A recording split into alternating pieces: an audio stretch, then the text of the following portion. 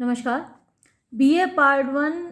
के first semester की 6 units आपकी कंप्लीट हो चुकी हैं। 7th यूनिट में मैंने पहला चैप्टर वर्जीनिया वुल्फ का प्रोफेशंस फॉर वुमेन भी करवा चुकी हूँ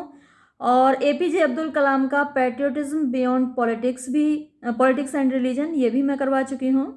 और आज हम पढ़ने जा रहे हैं अमर्त्य सेन का टैगोर एंड हिज इंडिया। बार बार आप लोगों का सवाल होता है कि मैम ये आप किस बुक से पढ़ा रहे हैं। तो देखिए मेरे पास ये जो बुक है ये आगरा से पब्लिश्ड है। छोटी सी एक बुक है, short stories and English pros, BA part 1 semester 1, और ये सिर्फ 40 रुपीज़ की बुक है। देखिए, और इसमें आपके सारे चैप्टर्स दिए हुए हैं। तो ये बुक है। जो आपके लिए गाइड बुक्स अवेलेबल हैं मार्केट में, बार बार आप उनके बारे में सवाल कर रहे हैं। तो देखिए, एक ये बुक है अतुल पब्लिकेशन की जो आपके लिए अवेलेबल है मार्केट में। आप गाइड बुक्स के बारे में पूछते हैं, आप परचेज कर सकते हैं। सभी के लिए सारे मार्केट्स में, सारी बुक सेंटर्स पे अवेलेबल है। एक ये बुक भी आई है, डॉक्टर दीनदयाल जी ने लिखी है, और ये कहाँ, शायद हमारे यहाँ मथुरा से ही पब्लिश्ड है। ये बुक भी मार्केट में अवेलेबल है। और इसके अलावा कुछ और बुक्स हैं। ये देखिए, ये एक संजय पब्लिकेशन की है, ये भी आगरा से पब्लिश्ड है। अभी ये पार्ट 1 सेमेस्टर 1 की है। और एक बुक और है मेरे पास, ये देखिए, ये साहित्य भवन पब्लिकेशंस की है, English pros and computer and writing skills, और ये भी एनईपी पर बेस्ड है। आपको जब मैं टाइप्स ऑफ प्रोज पढ़ा रही थी जिसमें कि बायोग्राफी, ऑटोबायोग्राफी, ट्रैवलॉग, इन सब का जिक्र था, तो मैंने कुछ मदद इस बुक से ली थी। ये है a dictionary of literary terms and literary theory, ये कडन की बुक है। चेखव की स्टोरी का किसी ने रिक्वेस्ट मुझे भेजी थी, जो कि हमारे यहाँ है भी नहीं हमारे सिलेबस में। कहीं और किसी यूनिवर्सिटी के किसी बच्चे ने मुझे रिक्वेस्ट भेजी थी, और स्टोरी का टाइटल था अ कैमिलियन। तो वो मैंने इस बुक से पढ़ाई थी। वर्ल्ड्स ग्रेटेस्ट शॉर्ट स्टोरीज़, ये देखिए, ये बुक है। 100 शॉर्ट स्टोरीज़ हैं इसमें। वर्ल्ड्स ग्रेटेस्ट शॉर्ट स्टोरीज़ ये बुक है मेरे पास। ये कलेक्शन है पूरा, तो इससे मैंने वो स्टोरी पढ़ाई थी। ये कोई दिल्ली का पब्लिकेशन है और इसमें बहुत सारी स्टोरीज़ हैं, मतलब टोटल 100 स्टोरीज़ हैं अलग अलग ऑथर्स की। तो यहाँ से मैंने वो स्टोरी पढ़ाई थी चेखव की। ये देखिए, इसमें कैमिलियन दी हुई है, ये वाली स्टोरी कैमिलियन, ये यहाँ से पढ़ाई थी। एक सीरीज़ मैंने हिस्ट्री ऑफ इंग्लिश लिटरेचर पर शुरू की है बीए थर्ड ईयर वालों के लिए। अगर वो भी पूछेंगे फिर कि मैम किस बुक से पढ़ा रही हैं, तो एक तो मेरे पास ये है हिस्ट्री ऑफ इंग्लिश लिटरेचर, ये एल्बर्ट ने लिखी है और ऑक्सफोर्ड का एडिशन है। एडवर्ड एल्बर्ट की लिखी हुई ये बुक है, आपको दिख रही होगी। तो एक तो मैं इस बुक की हेल्प ले रही हूँ जब आपको हिस्ट्री पढ़ाऊँगी। और ये हमारा एक लक्ष्मी नारायण अग्रवाल का पब्लिकेशन है, आगरा का पब्लिकेशन है, और ये सतीश कुमार की लिखी हुई बुक है।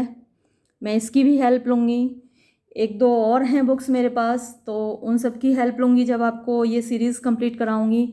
तो बार बार आपका यही सवाल होता है कि मैम किस बुक से पढ़ा रही हैं। देखिए बच्चों, मुझे जिस बुक में जो भी टॉपिक अच्छा लगता है मैं उस बुक को उठा लेती हूँ और मैं उससे पढ़ाना आपको शुरू कर देती हूँ। कभी कभी एक बुक से कोई एक टॉपिक में नहीं पढ़ाती, कुछ पार्ट्स एक बुक से लेती हूँ जो उसमें अच्छा होता है, कोई दूसरा पार्ट होता है वो दूसरी बुक से लेती हूँ जो मुझे अच्छा लगता है। कभी मुझे किसी बुक का चीज़ें अच्छी नहीं लगती तो मैं खुद अपने हाथ से लिख कर भी तैयार करती हूँ और तब आपको पढ़ाती हूँ। तो आपका ये जो प्रश्न है इसका जवाब देना मेरे लिए बहुत मुश्किल हो जाता है कि मैं किस बुक से पढ़ा रही हूँ। आपके पास, आपके यहाँ मार्केट में जो भी बुक्स अवेलेबल हैं वो आप परचेज कर लीजिए। जब मैं वीडियो पढ़ा रही हूँ और आपको पढ़ा रही हूँ तो टेक्स्ट तो हमेशा मैं सामने रखती हूँ आपके। तो वीडियो चल रहा है तो टेक्स्ट आपके सामने ही है, तो अलग से आपको बुक की वैसे भी ज़रूरत नहीं होती मेरा वीडियो देखते वक्त। और घर पर स्टडी के लिए आप कोई भी बुक खरीद सकते हैं जो मार्केट में आपके पास अवेलेबल हो। तो इसमें परेशान होने वाली बात नहीं है, आप आराम से स्टडी कीजिए। एग्ज़ाम्स के पैटर्न को लेकर भी परेशान मत होइए। अगर आप थॉरो स्टडी करते हैं तो आप किसी भी प्रकार के क्वेश्चंस को अटेम्प्ट कर सकते हैं, चाहे डेस्क्रिप्टिव हो चाहे ऑब्जेक्टिव टाइप हो। तो अभी आप फिलहाल स्टडी कीजिए। अब हम चैप्टर शुरू करते हैं, Tagore and his India, Tagore और उनका भारत। इस चैप्टर को लिखा है अमर्त्य सेन ने। अमर्त्य सेन से आप परिचित हैं, वो एक इकोनॉमिस्ट हैं, अर्थशास्त्री हैं, नोबेल प्राइज़ विनर हैं। उनका जन्म 1933 में हुआ, बंगाल में वो पैदा हुए और 1998 में उनको नोबेल प्राइज़ मिला। और आप जानते हैं कि टैगोर वो भी बंगाल के रहने वाले थे, तो ओबियसली टैगोर से इनको खासा लगाव रहा होगा, क्योंकि भाई उनके ही नेटिव लैंड से आते हैं वो। तो टैगोर के ऊपर लिखा हुआ ये उनका एक लंबा आर्टिकल है, तो हमारा वीडियो भी थोड़ा लंबा ही होगा। हो सकता है कि एक पार्ट में ना करके 2 पार्ट में मैं करूं। वैसे तो कोशिश करती हूं मैं हमेशा कि आपको एक ही पार्ट में वीडियो दूं, जिससे आपको पार्ट्स ढूंढने ना पड़े। तो देखिए शुरू करते हैं। वॉइस ऑफ बंगाल, यानी कि जो रविन्द्रनाथ टैगोर हैं वो बंगाल की आवाज़ हैं। रविन्द्रनाथ टैगोर हु डाइड, जिनकी मृत्यु हुई इन 1941 में एट द एज ऑफ 80 साल की उम्र में, इज़ अ टावरिंग फिगर, वो एक ऊंची हस्ती हैं, बड़ी हस्ती हैं। इन द मिलेनियम ओल्ड, हजारों साल पुरानी लिटरेचर, साहित्य ऑफ बंगाल, बंगाल के। तो बंगाल का जो हजारों साल पुराना साहित्य है उसमें जो रविन्द्रनाथ टैगोर हैं वो एक बड़ी हस्ती हैं, टावरिंग फिगर हैं। एनीवन, जो कोई भी, हु बिकम्स फेमिलियर, जो परिचित होता है, with this large and flourishing tradition. इस लार्ज मीन्स विशाल एंड फ्लरिशिंग मीन्स समृद्ध, ट्रेडिशन परंपरा, इस विशाल और समृद्ध परंपरा से विल बी इम्प्रेस्ड, वो प्रभावित होगा, बाय द पावर, ताकत से, ऑफ टैगोर्स प्रेजेंस, टैगोर की उपस्थिति की, इन बांग्लादेश, बांग्लादेश में, एंड इन इंडिया, और भारत में। हिज पोइट्री, उनका काव्य, उनकी कविता, as well as his novels, और उनके उपन्यास, शॉर्ट स्टोरीज, लघु कथाएं, एंड एसेज, और निबंध, आर वेरी वाइडली रेड, बहुत विस्तृत रूप से पढ़े जाते हैं। एंड द सॉन्ग्स, और गीत, ही कंपोज्ड, जो उन्होंने लिखे, रिवर्बरेट माने गूंजते हैं, अराउंड, चारों ओर, the eastern part of India, भारत के पूर्वी भाग में, एंड थ्रू आउट बांग्लादेश, और पूरे बांग्लादेश में। इन कंट्रास्ट, इसके विरुद्ध, इसके विपरीत, इन the rest of the world, rest माने बाकी, बाकी के संसार में, स्पेशली विशेष रूप से, इन यूरोप, यूरोप में, एंड अमेरिका, और अमेरिका में, द एक्साइटमेंट, उत्तेजना, उत्साह, दैट टैगोर्स राइटिंग, जो कि टैगोर के लेखों ने, क्रिएटेड, पैदा की, इन द अर्ली ईयर्स, प्रारंभिक वर्षों में, ऑफ द 20th सेंचुरी, 20वीं शताब्दी के, हैज़ लार्जली वेनिश्ड, लार्जली बहुतायत में, वेनिश्ड मीन्स गायब हो चुकी है। तो जो उत्साह पैदा किया था यूरोप में टैगोर के लेखों ने, वो अब गायब हो चुका है। अब यूरोप में टैगोर को उतना नहीं पढ़ा जाता, उनको लेकर, उनके लेखों को लेकर उतना उत्साह नहीं है जितना कि early years of 20th century में, यानी 20वीं शताब्दी के प्रारंभ में था। क्योंकि 20वीं शताब्दी के प्रारंभ में, यानी कि 1913 में उनको नोबेल प्राइज़ मिला था गीतांजलि के लिए। तो उस वक्त यूरोप में बहुत उत्साह था टैगोर को लेकर। द एंथुजियाज्म, उत्साह, विद विच, जिसके साथ, हिज वर्क, उनका काम, वॉज वंस ग्रीटेड, उसको ग्रीट किया गया, यानी उसका स्वागत किया गया। वॉज क्वाइट रिमार्केबल, वो रिमार्केबल था, यानी कि बहुत उल्लेखनीय था। गीतांजलि अ सलेक्शन ऑफ हिज पोइट्री, जो कि उनके काव्य का एक संग्रह है, उनकी कविताओं का एक संग्रह है, फॉर विच, जिसके लिए ही वॉज अवार्डेड, उनको प्रदान किया गया the Nobel prize in literature, साहित्य का नोबेल पुरस्कार इन 1913 में वॉज पब्लिश्ड, वो प्रकाशित हुई इन इंग्लिश ट्रांसलेशन में इन लंदन में इन मार्च में ऑफ दैट ईयर, उसी साल यानी कि 1913 के मार्च में वो लंदन से प्रकाशित हुई। एंड हैड बीन रिप्रिंटेड, और उसको पुनः प्रकाशित किया गया 10 times, 10 बार, बाय नवंबर तक। तो पहली बार मार्च में छपी और नवंबर आते आते वो 10 बार उसका रीप्रिंट भी निकल गया। When the award was announced, जब पुरस्कार की घोषणा हुई, नवंबर में घोषणा होती है, तो नवंबर में जब घोषणा हुई पुरस्कार की, तो तब तक 10 बार गीतांजलि छप चुकी थी। बट लेकिन he is not much red, उनको ज़्यादा नहीं पढ़ा जाता, नाउ, अब, इन द वेस्ट, पश्चिम में, एंड ऑलरेडी, और पहले ही, बाय 1937 तक, ग्राहम ग्रीन ये एक प्रसिद्ध लेखक हैं, वॉज एबल टू से, वो ये कहने में सक्षम थे, ये उन्होंने कहा, 1937 में ही ये बात उन्होंने कह दी टैगोर के बारे में, एज फॉर रविन्द्रनाथ टैगोर, जहाँ तक रविन्द्रनाथ टैगोर का सवाल है, आई कैन नॉट बिलीव, मैं विश्वास नहीं कर सकता, दैट, कि एनीवन, कोई भी, बट, सिवाय, mister W.B. Yeats, William Butler Yeats ये हैं, इनकी पोइम्स आपने पढ़ी होंगी, आपके सिलेबस में होंगी, तो सिवाय मिस्टर यीट्स के, कैन स्टिल टेक, अभी भी ले सकते हैं, हिज पोइम्स, उनकी कविताओं को, यानी टैगोर की कविताओं को, वेरी सीरियसली, बहुत गंभीर रूप से। तो 1937 में देखिए, 1913 में तो उनको नोबेल प्राइज़ मिला ही, और 1937 आते आते ही ये बात कह दी ग्राहम ग्रीन ने कि कोई भी टैगोर की कविताओं को सीरियसली नहीं ले सकता, सिवाय मिस्टर यीट्स के, W.B. यीट्स के। द मिस्टिक, तो रविन्द्रनाथ टैगोर एक मिस्टिक हैं, एक रहस्यवादी हैं, या एक सूफी आप उनको कह सकते हैं।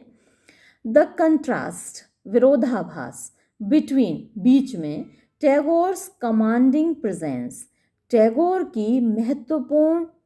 यानी कमांडिंग, जो हक वाली और एक अधिकार वाली उपस्थिति, इन बंगाली लिटरेचर, बंगाली साहित्य में, एंड कल्चर, और संस्कृति में, एंड हिज, और उनका, नियर टोटल इक्लिप्स, लगभग पूरा ग्रहण, यानी पूरी अनुपस्थिति, इन the rest of the world, बाकी के संसार में, इज, है, परहैप्स, शायद, लेस इंटरेस्टिंग, कम रोचक, देन, उससे, द डिस्टिंक्शन, जो भेद है, बिटवीन, बीच में, the view of Tagore, Tagore का जो विचार है, as a deeply relevant, deeply, गहन रूप से, रेलिवेंट यानी कि प्रासंगिक, एंड मैनी साइडेड, और बहुआयामी, कंटेम्परेरी यानी समकालीन, थिंकर, विचारक, इन बांग्लादेश में, एंड इंडिया, और भारत में, एंड हिज इमेज, और उनकी छवि, इन द वेस्ट, पश्चिम में, एज अ रिपीटेटिव, एक रिपीटेटिव जो अपनी चीज़ों को दोहराता है, तो दोहराने वाला, एंड रिमोट, और दूर का, स्पिरिचुअलिस्ट, आध्यात्मवादी। तो भारत में तो उनकी छवि कैसी है, एक बहुआयामी और प्रासंगिक थिंकर की है, विचारक की है, लेकिन पश्चिम में उनकी छवि कैसी है, रिपीटेटिव, यानी अपनी बात को दोहराने वाले, एंड रिमोट स्पिरिचुअलिस्ट, और दूर की चीज़ों को देखने वाले, एक आध्यात्मवादी के रूप में। Graham green had, in fact, तो ग्राहम ग्रीन ने वास्तव में, गॉन ऑन टू एक्सप्लेन, आगे जाकर ये एक्सप्लेन किया, इस बात की व्याख्या की, इसको स्पष्ट किया दैट के ही एसोसिएटेड टैगोर, वो टैगोर को जोड़ते थे विद वॉट चेस्टरटन कॉल्स, उस चीज़ से जिसको चेस्टरटन कहते हैं द ब्राइट पेबली आइज, ब्राइट चमकीली, पेबली पत्थर की, आइज आंखें, ऑफ द थियोसॉफिस्ट। तो ये थियोसॉफिकल सोसाइटी है, एक सारे धर्मों को मानने वाला एक संस्था है, और उसका जो सिंबल है अगर आप देखें थियोसॉफिकल सोसाइटी का, तो उसमें भी सारे धर्मों के चिन्ह बने हुए हैं। और भारत में भी थियोसॉफिकल सोसाइटी की स्थापना की गई, जिसमें सबसे ज़्यादा मुख्य थी Mrs Annie Besant theosophical society की स्थापना के लिए, और उन्होंने ही उनकी देखरेख में थियोसॉफिकल सोसाइटी आगे बढ़ी भारत में। हालांकि करंट में अगर हम देखें, वर्तमान में देखें तो थियोसॉफिकल सोसाइटी का ज़्यादा प्रभाव भारत में नहीं है। तो चेस्टरटन ने इनको क्या कहा कि थियोसॉफिस्ट लोगों की पेबली आइज यानी पत्थर की चमकीली आंखें, तो उससे जोड़ा ग्राहम ग्रीन ने टैगोर को। सर्टेनली, निश्चय ही, एन एयर, एक हाव भाव, ऑफ मिस्टिसिज्म, रहस्यवाद का, प्लेड सम पार्ट, वो भूमिका अदा करता था इन द सेलिंग, देखिए सेलिंग को सिंगल इन्वर्टेड कॉमा में लिखा हुआ है तो ये ज़्यादा मीनिंगफुल है, यानी बेचने में, रविन्द्रनाथ टैगोर को बेचने में, टू द वेस्ट, पश्चिम को, बाय यीट्स के द्वारा। तो यीट्स ने, W.B. यीट्स ने प्रमोट किया था रविन्द्रनाथ टैगोर को, काफ़ी उनको हाईलाइट किया था वेस्ट में। तो ग्राहम ग्रीन कहते हैं कि रविन्द्रनाथ टैगोर को बेचने में, पश्चिम को बेचने में जो मदद की, जो भूमिका अदा की, वो उनके मिस्टिसिज्म के हाव भाव ने, उनके रहस्यवाद के हाव भाव ने की। और यीट्स के अलावा Ezra Pound and his other early champions, तो इजरा पाउंड भी उसमें शामिल हैं, और हिज अर्ली चैम्पियंस, और उनके जो दूसरे चैम्पियन हैं यानी रविन्द्रनाथ टैगोर के जो और सपोर्टर्स हैं, उनकी मदद की उनके मिस्टिसिज्म ने। इवन अन्ना अखमाटोवा, ये रशियन हैं, तो one of Tagore's few later admirers, जो टैगोर के बाद के एडमिरर्स हैं, प्रशंसक हैं, उनमें से एक हैं अन्ना अखमाटोवा, हु ट्रांसलेटेड, जिन्होंने ट्रांसलेशन किया ऑफ हिज पोइम्स, यानी टैगोर की कविताओं का, इनटू रशियन भाषा में, इन द मिड 1960s, मध्य 1960 में। टॉक्स ऑफ, वो बात करते हैं, दैट माइटी फ्लो, उस ताकतवर बहाव की, ऑफ पोइट्री, काव्य के, विच टेक्स, जो लेता है, इट्स स्ट्रेंथ, अपनी ताकत, फ्रॉम हिंदुइज्म, हिंदुत्व से, एज फ्रॉम द गैंगीज, जैसे कि गंगा से, एंड इज कॉल्ड, और उसको कहा जाता है रविन्द्रनाथ टैगोर। अब है कन्फ्लुएंसेस ऑफ कल्चर्स। कन्फ्लुएंस क्या होता है? संगम, जहाँ कई चीज़ें मिलती हैं, जैसे गंगा, जमुना, सरस्वती जहाँ मिलती हैं, तो वो एक कन्फ्लुएंस है, संगम है नदियों का। यहाँ संगम किस चीज़ का है? कल्चर्स का, संस्कृतियों का संगम है। तो रविन्द्रनाथ टैगोर के अंदर, उनके परिवार के अंदर, उनके लेखन के अंदर, उनके जीवन में संस्कृतियों का संगम है। रविन्द्रनाथ टैगोर डिड कम, यानी रविन्द्रनाथ टैगोर आते थे, बिलोंग करते थे फ्रॉम अ हिंदू फैमिली, एक हिंदू परिवार से। One of the landed gentry, तो वो एक परिवार था जो कि लैंडेड जेंट्री यानी जमींदार घराने से आते थे वो। हु ओन्ड, जो रखते थे, एस्टेट्स, यानी विशाल उनकी ज़मीनें थीं, उनकी संपत्तियां थीं, मोस्टली, अधिकतर, in what is now called Bangladesh, वहाँ पर जहाँ, जिसको कि अब बांग्लादेश कहा जाता है। तो उनकी ज़्यादातर जो संपत्ति थी, जो एस्टेट्स थी उनकी, जो उनकी ज़मीनें थीं, वो कहाँ थी? बांग्लादेश में, जिसको अब बांग्लादेश कहा जाता है। उस वक्त वो भारत का ही भाग था। बट, लेकिन, वॉट एवर विजडम, जो भी बुद्धिमानी है, देयर माइट बी, जो हो सकती है, हम कह सकते हैं कि हाँ भाई बुद्धिमानी है, इन अखमाटोवाज इन्वोकिंग, अखमाटोवा के कहने में, ये जताने में, दिखाने में, ऑफ हिंदुइज्म यानी हिंदुत्व को, एंड द गैंगीज और गंगा को। अभी बात हुई ना कि जो रविन्द्रनाथ टैगोर हैं वो हिंदुत्व का पर्याय हैं और वो गंगा का पर्याय हैं। तो अखमाटोवा की जो भी बुद्धिमानी रही हो हिंदुत्व और गंगा को दिखाने में, इट डिड नॉट प्रिवेंट, इसने नहीं रोका, द लार्जली मुस्लिम सिटीजन्स, अधिकतर मुसलमान नागरिकों को, ऑफ बांग्लादेश, बांग्लादेश के, फ्रॉम हैविंग, रखने से, अ डीप सेंस, एक गहरी भावना, ऑफ आइडेंटिटी, जुड़ाव की, विद टैगोर, टैगोर के साथ, एंड हिज आइडियाज, और उनके विचारों के साथ। नॉर डिड इट स्टेप, और ना ही इसने रोका, द न्यूली इंडिपेंडेंट, जो नया नया आज़ाद हुआ बांग्लादेश, फ्रॉम चूजिंग, चुनने से, one of Tagore's songs, Tagore के गीतों में से एक, द अमार सोनार बंगला, ये राष्ट्रगीत है, नेशनल एंथम है, कहाँ का, बांग्लादेश का, Amar Sonar Bangla, which means my golden Bengal, जिसका मतलब है मेरा स्वर्णिम बंगाल। तो आपको ये याद रखना है, नोट करना है अपनी नोटबुक में कि ना केवल हमारा नेशनल एंथम जनगण मन अधिनायक जय है, ना केवल इसको रविन्द्रनाथ टैगोर ने लिखा है, बल्कि बांग्लादेश का जो नेशनल एंथम है आमार सोनार बंगला, उसको भी रविन्द्रनाथ टैगोर ने लिखा है एज इट्स नेशनल एंथम। तो यानी कितना भी आप कहिए कि टैगोर हिंदू थे या हिंदुत्व से जुड़े हुए थे, लेकिन इन सब बातों ने बांग्लादेश को नहीं रोका टैगोर के गीत को अपना नेशनल एंथम बनाने से, अपना राष्ट्रगान बनाने से।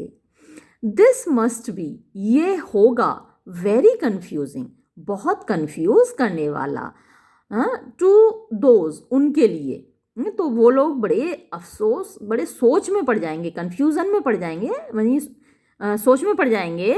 कौन लोग? हु सी, जो देखते हैं, द कंटेम्परेरी वर्ल्ड, समकालीन संसार को, as a clash of civilisations, यानी संस्कृतियों के, सभ्यताओं के एक संघर्ष के रूप में। यानी जिन लोगों को ये लगता है कि आधुनिक संसार में संस्कृतियों का, सभ्यताओं का संघर्ष चल रहा है, लड़ाई चल रही है, with the Muslim civilisation, the Hindu civilisation and the western civilisation. और उनको लगता है कि ये जो मुस्लिम सभ्यता है, हिंदू सभ्यता है और पाश्चात्य सभ्यता है, वो ईच, उनमें से प्रत्येक, फोर्सफुली, बड़ी ताकत के साथ, कन्फ्रंटिंग, लड़ रही हैं, द अदर्स, दूसरों से, यानी एक दूसरे से लड़ रही हैं। उन जो लोग ये सोचते हैं कि ये सारी सभ्यताएं एक दूसरे से लड़ रही हैं, उनके लिए ये चीज़ बड़ी कन्फ्यूजिंग होगी कि भाई एक मुस्लिम देश ने एक हिंदू लेखक के गीत को अपना नेशनल एंथम बना रखा है, भाई ये कैसे हुआ? तो उन लोगों के लिए कन्फ्यूजिंग है। लेकिन जिनको लगता है कि भाई हम सब एक ही तो हैं, भारत, पाकिस्तान, बांग्लादेश, आखिर हमारी धरती एक ही तो थी, बंटवारा हो गया वो अलग बात है, तो उनके लिए कोई कन्फ्यूज़न नहीं है। लेकिन जिनको लगता है कि इन सभ्यताओं के बीच लड़ाई है, तो उनके लिए ये बड़ा कन्फ्यूजिंग है। They would also be confused, वो इस बात से भी कन्फ्यूज होंगे by Rabindranath Tagore's own description, कि रविन्द्रनाथ टैगोर ने खुद का डिस्क्रिप्शन दिया है, खुद का वर्णन किया है, ऑफ हिज बंगाली फैमिली, अपने बंगाली परिवार का, एज द प्रोडक्ट, कि ये एक प्रोडक्ट था, ये एक उत्पाद था, of a confluence of 3 cultures, 3 संस्कृतियों के संगम का। तो टैगोर कहते हैं, टैगोर अपने बारे में ये लिखते हैं कि उनका जो परिवार था वो 3 संस्कृतियों का संगम था। और वो 3 संस्कृतियाँ कौन सी थीं? Hindu, Mohammedan and British. तो उसमें 3 संस्कृतियाँ थीं, हिंदू, मुस्लिम और ब्रिटिश, ये तीनों संस्कृतियाँ। रविंद्रनाथ ग्रैंडफादर, रविंद्रनाथ के दादाजी द्वारकानाथ वॉज वेल नोन, जाने जाते थे फॉर हिज कमांड, अपने अधिकार के लिए, ऑफ अरेबिक एंड पर्शियन, अरबी और फारसी भाषाओं पर, यानी अरबी और फारसी भाषाओं पर उनका अच्छा खासा अधिकार था, इसके लिए वो जाने जाते थे। एंड रविन्द्रनाथ ग्रू अप, और रविन्द्रनाथ बड़े हुए इन अ फैमिली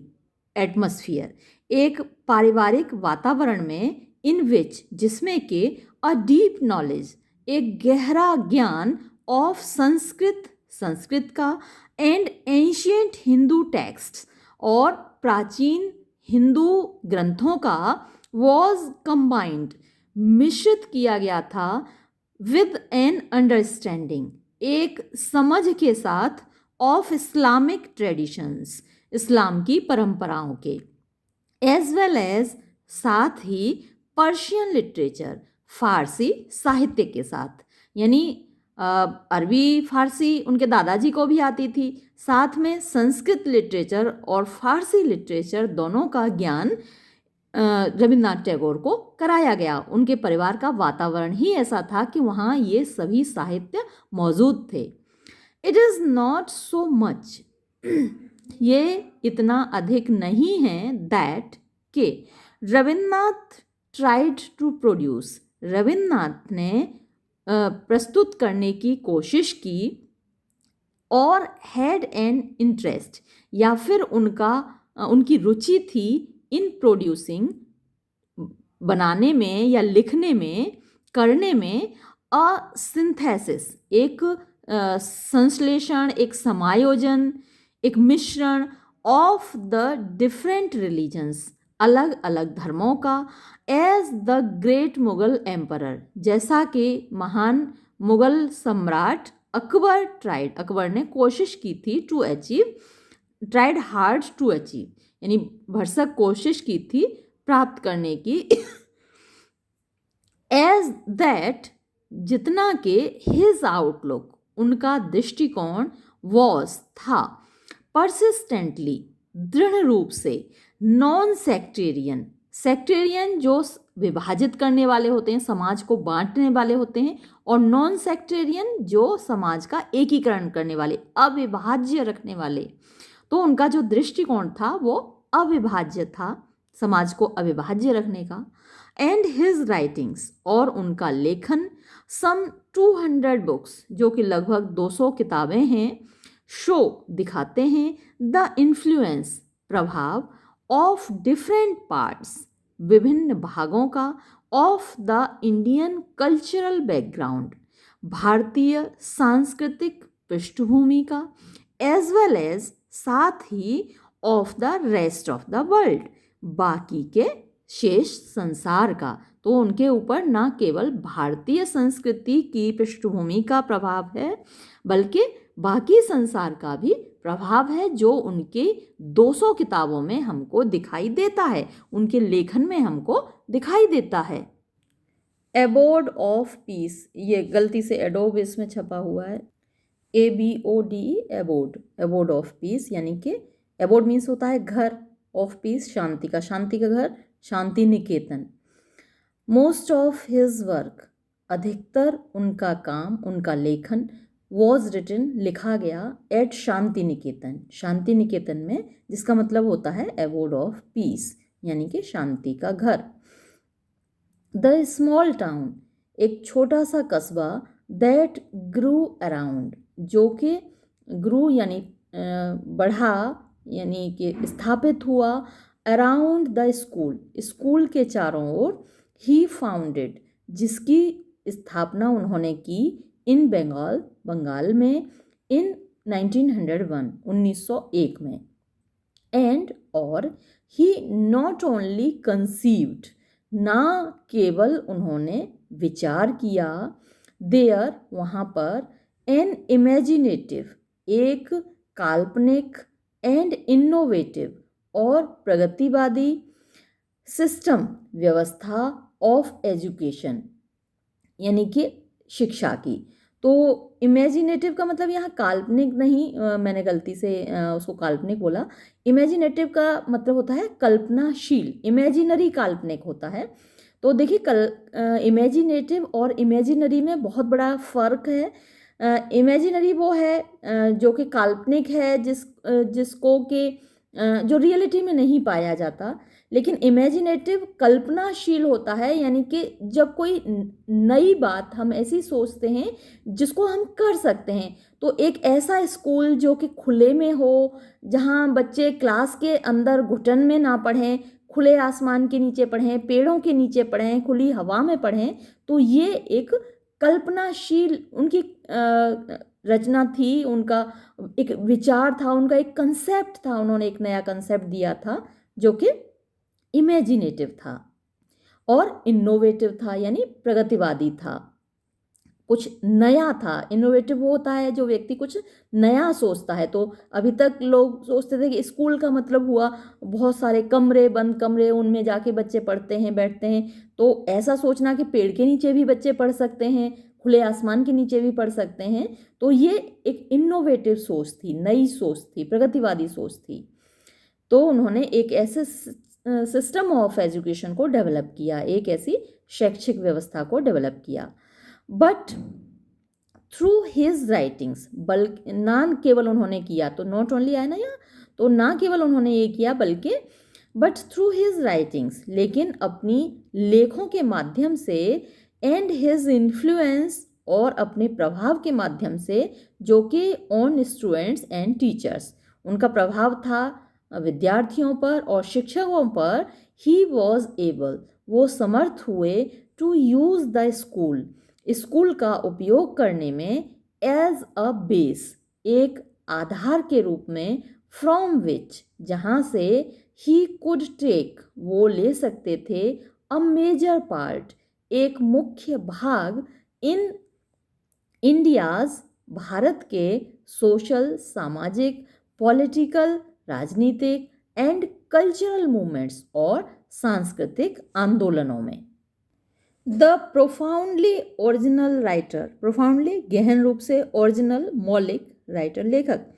यानी गहन रूप से मौलिक लेखक, हुज एलिगेंट प्रोज, जिसकी शानदार गद्य, एंड मैजिकल पोइट्री, और जादुई कविता, Bengali readers, Bengali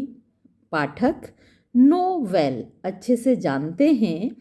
is not, वो नहीं है, द सेरेमोनाइजिंग, सेरेमोनाइजिंग यानी उपदेश देने वाले, स्पिरिचुअल, आध्यात्मिक गुरु, एडमायर्ड, जिनको पहले प्रशंसा, उनकी प्रशंसा की गई, एंड देन रिजेक्टेड, और फिर उनको नकार दिया गया, इन लंदन, लंदन में। टैगोर वॉज, टैगोर थे, नॉट ओनली, ना केवल, एन इमेंसली, एक विस्तृत रूप से, वर्सेटाइल, बहुआयामी, पोइट, कवि, ही वॉज ऑल्सो, वो थे, a great short story writer, एक महान लघुकथा लेखक भी, कहानीकार भी, नॉवेलिस्ट, उपन्यासकार, प्ले राइट यानी नाटककार, एसेइस्ट, निबंधकार, एंड कंपोजर ऑफ सॉन्ग्स, और गीतकार, गीत लिखने वाले, कंपोज मीन्स लिखना, ऑफ सॉन्ग्स गीत, तो गीतकार, एज वेल एज, साथ ही, अ टैलेंटेड, एक प्रतिभाशाली, पेंटर, चित्रकार, हुज पिक्चर्स, जिनकी तस्वीरें, विद देयर मिक्सचर, अपने मिश्रण के साथ, of representation and abstraction, representation प्रस्तुतिकरण, एंड एब्स्ट्रैक्शन सूक्ष्मता। तो प्रस्तुतिकरण और एब्स्ट्रैक्शन क्या होता है, कुछ चीज़ें ऐसी होती हैं जो छिपी होती हैं, है ना, सूक्ष्म होती हैं, बारीकियां होती हैं। तो कुछ चीज़ें जाहिर होती हैं और कुछ चीज़ें सूक्ष्म होती हैं। तो उनकी जो तस्वीरें हैं उनमें दोनों चीज़ों का मिश्रण है, प्रस्तुतिकरण भी है और सूक्ष्मता भी है। आर ओनली नाउ बिगिनिंग, अब केवल शुरुआत हो रही है,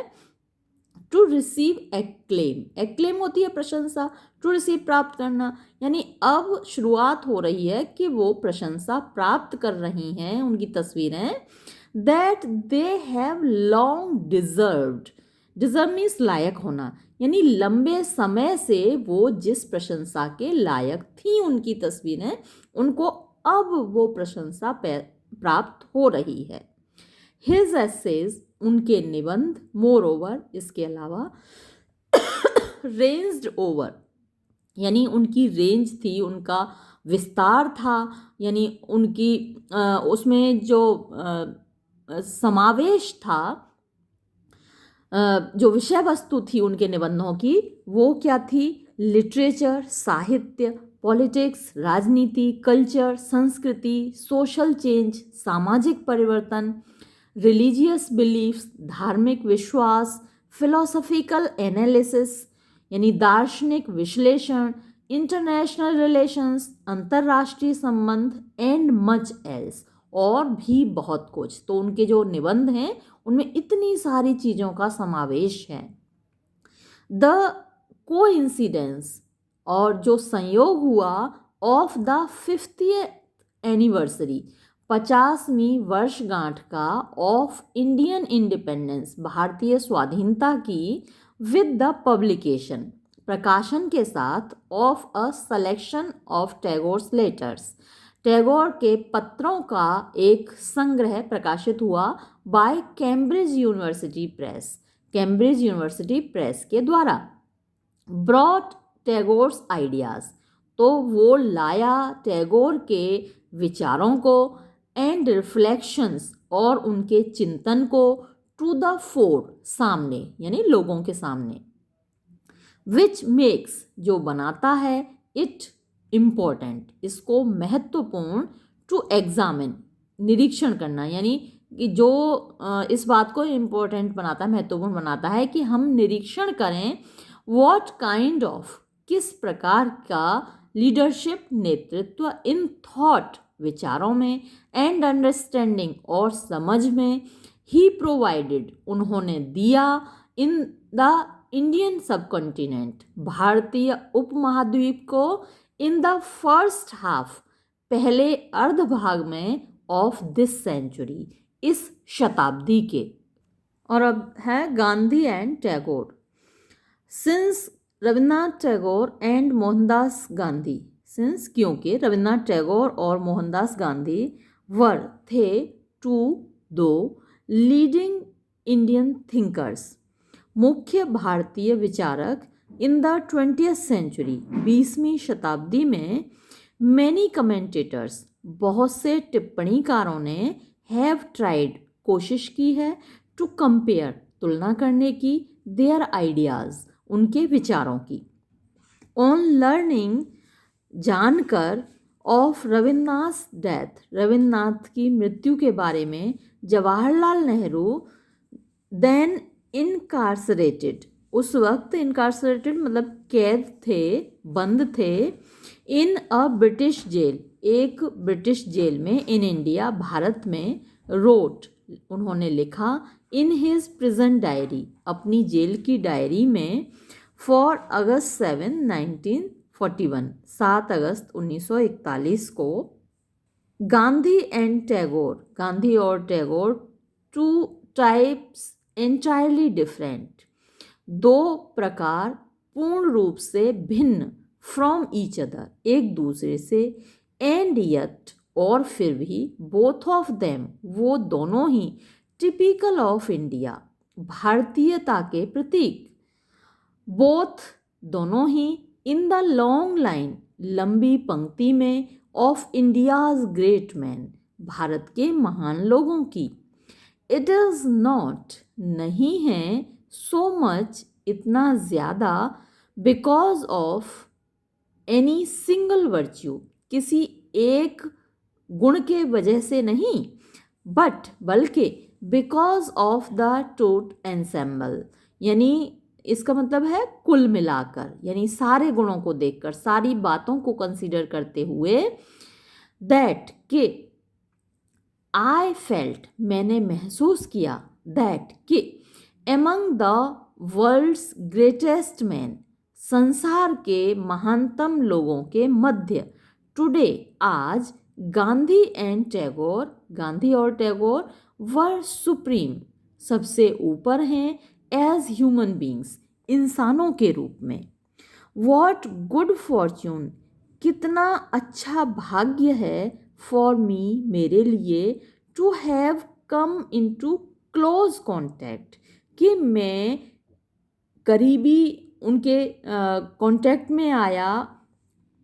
संपर्क में आया, विद देम, उनके साथ, यानी उन दोनों के ही संपर्क में मैं आया, ये मेरा कितना अच्छा भाग्य है। ये जवाहरलाल नेहरू ने अपनी प्रेजेंट डायरी में लिखा है।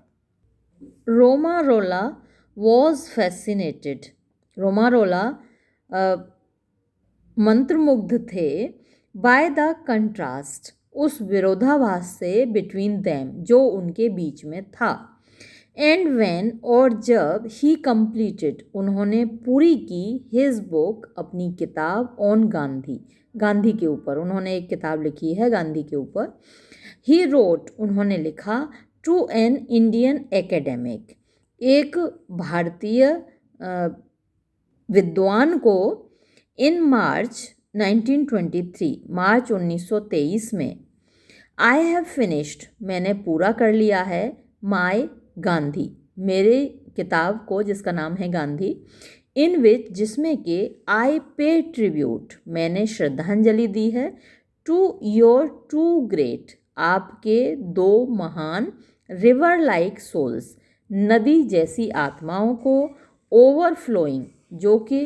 उफन रही हैं, जो कि भरी हुई हैं, विद डिवाइन स्पिरिट, दैवीय भावना से, टैगोर एंड गांधी, तो ये दो आत्माएं हैं जिनको मैंने श्रद्धांजलि दी है।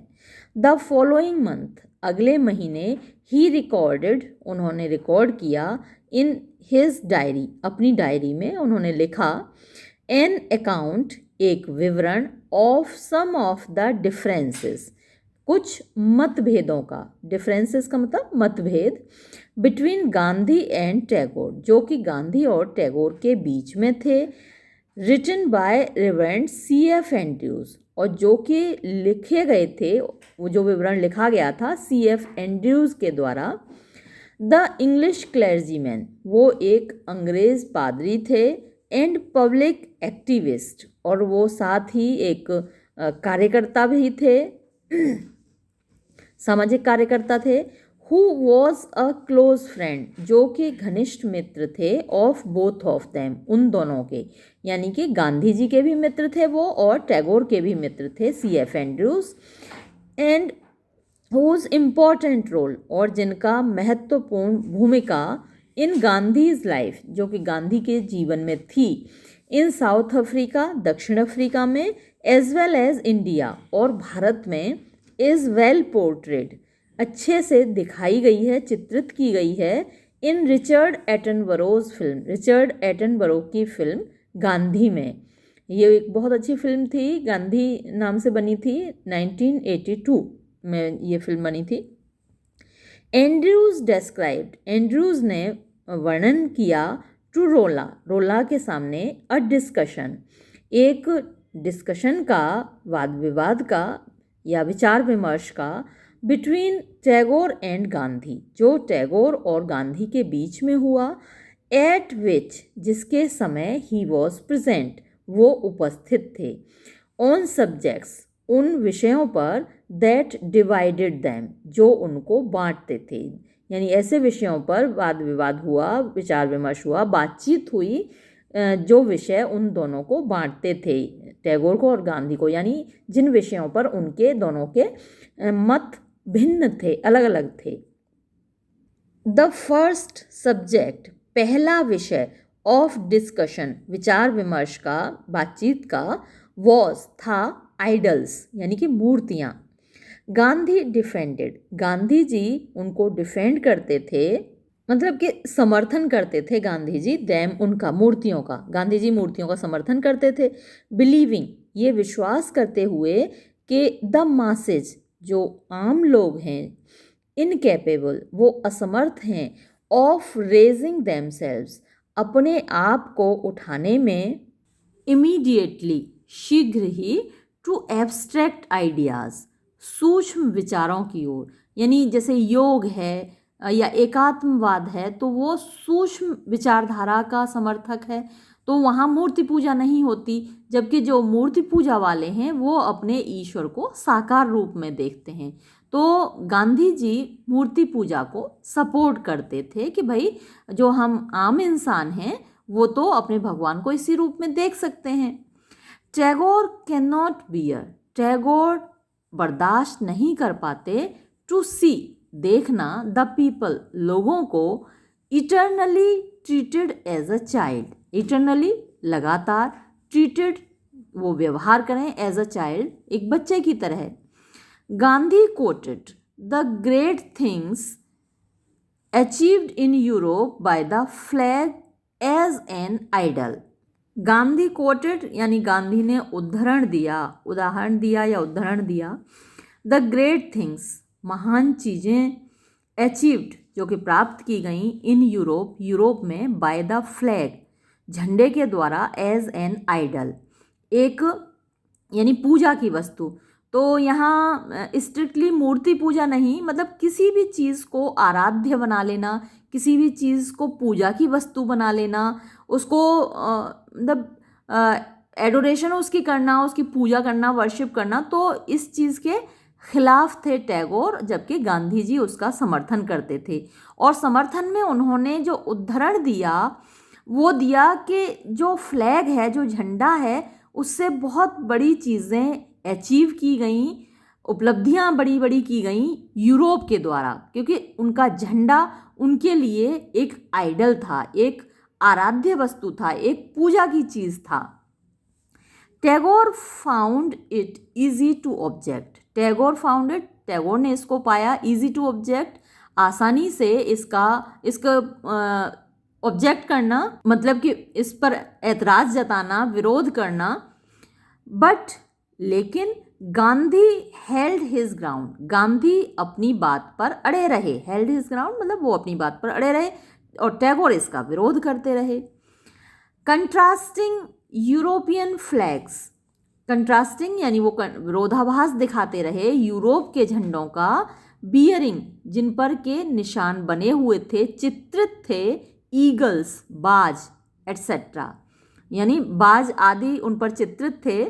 तो उनको वो कंट्रास्ट करते रहे, उनको दिखाते रहे गांधी टैगोर को, विद हिज ओन, अपने खुद के झंडे से, ऑन विच जिसमें कि ही हैज़ पुट, उन्होंने रखा था, अ स्पिनिंग व्हील, एक चरखा। तो गांधी जी उनको दिखाते थे टैगोर को कि देखो भाई ये यूरोप के झंडे हैं जिनमें किसी पर बाज बना हुआ है, किसी पर कुछ और बना हुआ है, लेकिन मेरे झंडे पर चरखा बना हुआ है। द सेकेंड पॉइंट, जो दूसरा बिंदु था ऑफ डिस्कशन, वाद विवाद का, वो था नेशनलिज्म, राष्ट्रवाद, विच गांधी डिफेंडेड, जिसको के गांधी जिसको सपोर्ट करते थे, डिफेंड करते थे, यानी कि जिसका बचाव करते थे। ही सैड, वो कहते थे, दैट के one must go through nationalism, कि व्यक्ति को राष्ट्रवाद में से होकर गुजरना होगा, टू रीच इंटरनेशनलिज्म, अंतर्राष्ट्रीयवाद तक पहुंचने के लिए।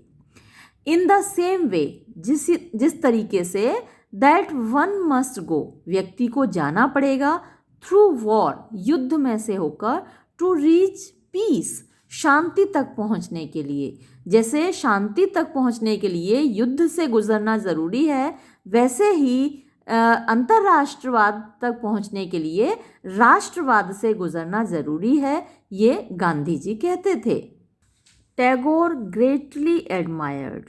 टैगोर बहुत प्रशंसा करते थे गांधी की, बट लेकिन ही हैड मैनी डिसएग्रीमेंट्स, उनकी बहुत सी असहमतियाँ थीं विद हिम, उनके साथ, on a variety of subjects, विभिन्न विषयों पर, वैरायटी विविधता, ऑफ सब्जेक्ट्स विषयों की, इंक्लूडिंग जिसमें कि शामिल थे नेशनलिज्म राष्ट्रवाद, पैट्रियोटिज्म देशभक्ति, द इम्पोर्टेंस महत्व ऑफ कल्चरल एक्सचेंज, सांस्कृतिक विनिमय का, यानी अपनी संस्कृति की कुछ चीज़ें देना, दूसरे की संस्कृति का लेना, तो इस पर भी असहमति थी। The role of rationality, the role भूमिका, ऑफ रैशनलिटी तार्किकता की, एंड ऑफ साइंस और विज्ञान की, एंड द नेचर और प्रकृति ऑफ इकोनॉमिक आर्थिक एंड सोशल डेवलपमेंट और सामाजिक विकास की। दीज डिफरेंसेस, ये मतभेद, आई शैल आर्ग्यू, मैं कहना चाहूँगा, मैं ये तर्क देना चाहूँगा, have a clear consistent pattern, वो हैव रखते हैं अ क्लियर, एक स्पष्ट, एंड कंसिस्टेंट और लगातार, पैटर्न, एक उसमें पैटर्न है, एक नमूना है, विद टैगोर, जिसमें कि टैगोर प्रेसिंग, जोर दे रहे हैं, फॉर मोर रूम, ज़्यादा जगह की, रूम का मतलब स्थान, कि वो ज़्यादा स्थान दे रहे हैं, फॉर रीजनिंग तार्किकता को, and for a less traditional view, और कम परंपरागत दृष्टिकोण को, अ ग्रेटर इंटरेस्ट, एक ज़्यादा रुचि, in the rest of the world, बाकी के संसार में, एंड और मोर रेस्पेक्ट, ज़्यादा सम्मान, फॉर साइंस विज्ञान को, एंड फॉर ऑब्जेक्टिविटी और वस्तुनिष्ठता के लिए, जनरली सामान्य रूप से। ये वस्तुनिष्ठता क्या होती है? देखिए, सब्जेक्टिविटी होती है जब व्यक्ति सिर्फ अपने बारे में सोचता है, अपने परिवार का, अपने शहर का, अपने राज्य का, अपने देश का, तो वो सब्जेक्टिविटी होती है। और ऑब्जेक्टिविटी क्या होती है? जब व्यक्ति सामने वाले के बारे में भी सोचता है, दूसरों का घर, दूसरों का परिवार, दूसरों का राज्य, दूसरों का देश, दूसरों की संस्कृति, तो जब दूसरे के बारे में सोचते हैं तो वो वस्तुनिष्ठता होती है, यानी कि ऑब्जेक्टिविटी। तो टैगोर वस्तुनिष्ठता पर, यानी ऑब्जेक्टिविटी पर ज़्यादा जोर देते थे, यानी हमें दूसरों के बारे में भी सोचना चाहिए। तो ये उनका पॉइंट ऑफ व्यू था। रविन्द्रनाथ टैगोर जानते थे दैट कि he could not have given, वो नहीं दे सकते थे, इंडिया भारत को, द पॉलिटिकल लीडरशिप, राजनीतिक नेतृत्व, दैट गांधी प्रोवाइडेड, जो गांधी जी ने दिया, एंड ही वॉज नेवर, और वो कभी नहीं थे, स्टिंगी कंजूस, इन हिज प्रेज, अपनी प्रशंसा में, फॉर वॉट गांधी डिड, उसकी जो गांधी जी ने किया, यानी गांधी जी ने जो कुछ भी किया फॉर द नेशन, राष्ट्र के लिए, उसकी प्रशंसा करने में टैगोर कभी कंजूसी नहीं करते थे। इट वॉज इन फैक्ट, वास्तव में ये हुआ कि ये टैगोर ही थे, it was in fact Tagore, वास्तव में ये टैगोर ही थे, हु पॉपुलराइज्ड, जिन्होंने पॉपुलर बनाया, लोगों के बीच प्रिय बनाया, लोकप्रिय बनाया, द टर्म महात्मा, महात्मा शब्द को, जिसका मतलब होता है ग्रेट सोल, महान आत्मा, एज अ डेस्क्रिप्शन, एक वर्णन, ऑफ गांधी, गांधी जी को। तो गांधी जी को महात्मा गांधी के रूप में लोकप्रिय बनाने में टैगोर की बहुत बड़ी भूमिका थी। एंड यट, और फिर भी, ईच, प्रत्येक, यानी टैगोर भी और गांधी भी, रिमेन्ड, बने रहे, डीपली क्रिटिकल, बहुत गहराई से आलोचक, ऑफ मैनी थिंग्स, बहुत सारी चीज़ों का, that the other stood for, जिसके लिए दूसरा खड़ा हुआ था, जिसका कि दूसरा प्रतीक था। यानी गांधी जिन चीज़ों के प्रतीक थे उनमें से बहुत सारी चीज़ों की आलोचना टैगोर करते थे, और टैगोर जिन चीज़ों के प्रतीक थे उनमें से बहुत सारी चीज़ों की आलोचना गांधी करते थे। दैट गांधी हैज़ रिसीव्ड, कि गांधी जी ने प्राप्त किया है, इनकम्पेरेबली, अतुलनीय रूप से, मोर अटेंशन, ज़्यादा ध्यान, आउटसाइड इंडिया, भारत के बाहर, एंड ऑल्सो विद इन, और भारत के भीतर भी। मच ऑफ इंडिया, ज़्यादातर भारत के अंदर, इटसेल्फ मेक्स इट इम्पॉर्टेंट, तो ये बात अपने आप में मेक्स बनाती है इट इम्पॉर्टेंट, इसको महत्वपूर्ण, टू अंडरस्टैंड, कि हम समझें टैगोर साइड, टैगोर का जो साइड है, टैगोर की तरफ का जो उनका अपना रैशनले है, उनका जो तर्क है टैगोर का, हम उसको समझें, ये बात महत्वपूर्ण हो जाती है। Of the Gandhi Tagore debates, जो गांधी और टैगोर का वाद विवाद है, तो उसमें टैगोर की जो साइड है, टैगोर का जो पक्ष है, उसको समझना हमारे लिए इम्पोर्टेंट हो जाता है, महत्वपूर्ण हो जाता है। इन हिज प्रेजेंट डायरी, अपनी जेल की डायरी में नेहरू ने लिखा, परहैप्स, शायद, इट इज़, ये है, एज वेल, इतना अच्छा, मतलब ये ठीक ही है, दैट के टैगोर डाइड, टैगोर मर गए, नाउ, अब, एंड डिड नॉट सी, और उन्होंने नहीं देखा, द मैनी हॉरर्स, वो बहुत सारी भयानक चीज़ें, वो भयानकता, दैट आर लाइकली, जो कि होने वाली है, टू डिसेंड, डिसेंड मतलब गिरना, आना,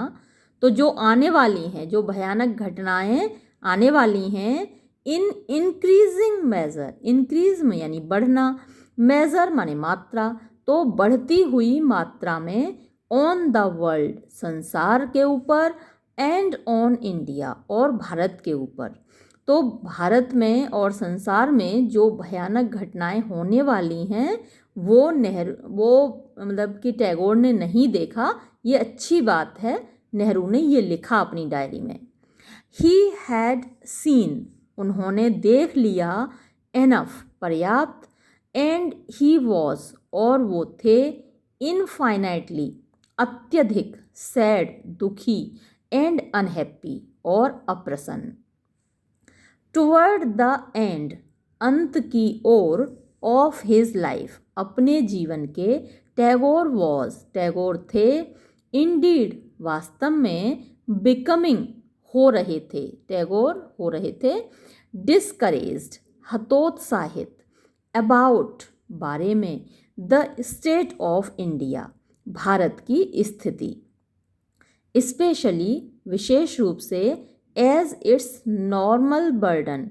जैसा कि इसका सामान्य बोझ, ऑफ प्रॉब्लम्स, समस्याओं का, सच एज, जैसे कि, हंगर, भूख, एंड पॉवर्टी, और गरीबी, वॉज बीइंग सप्लीमेंटेड,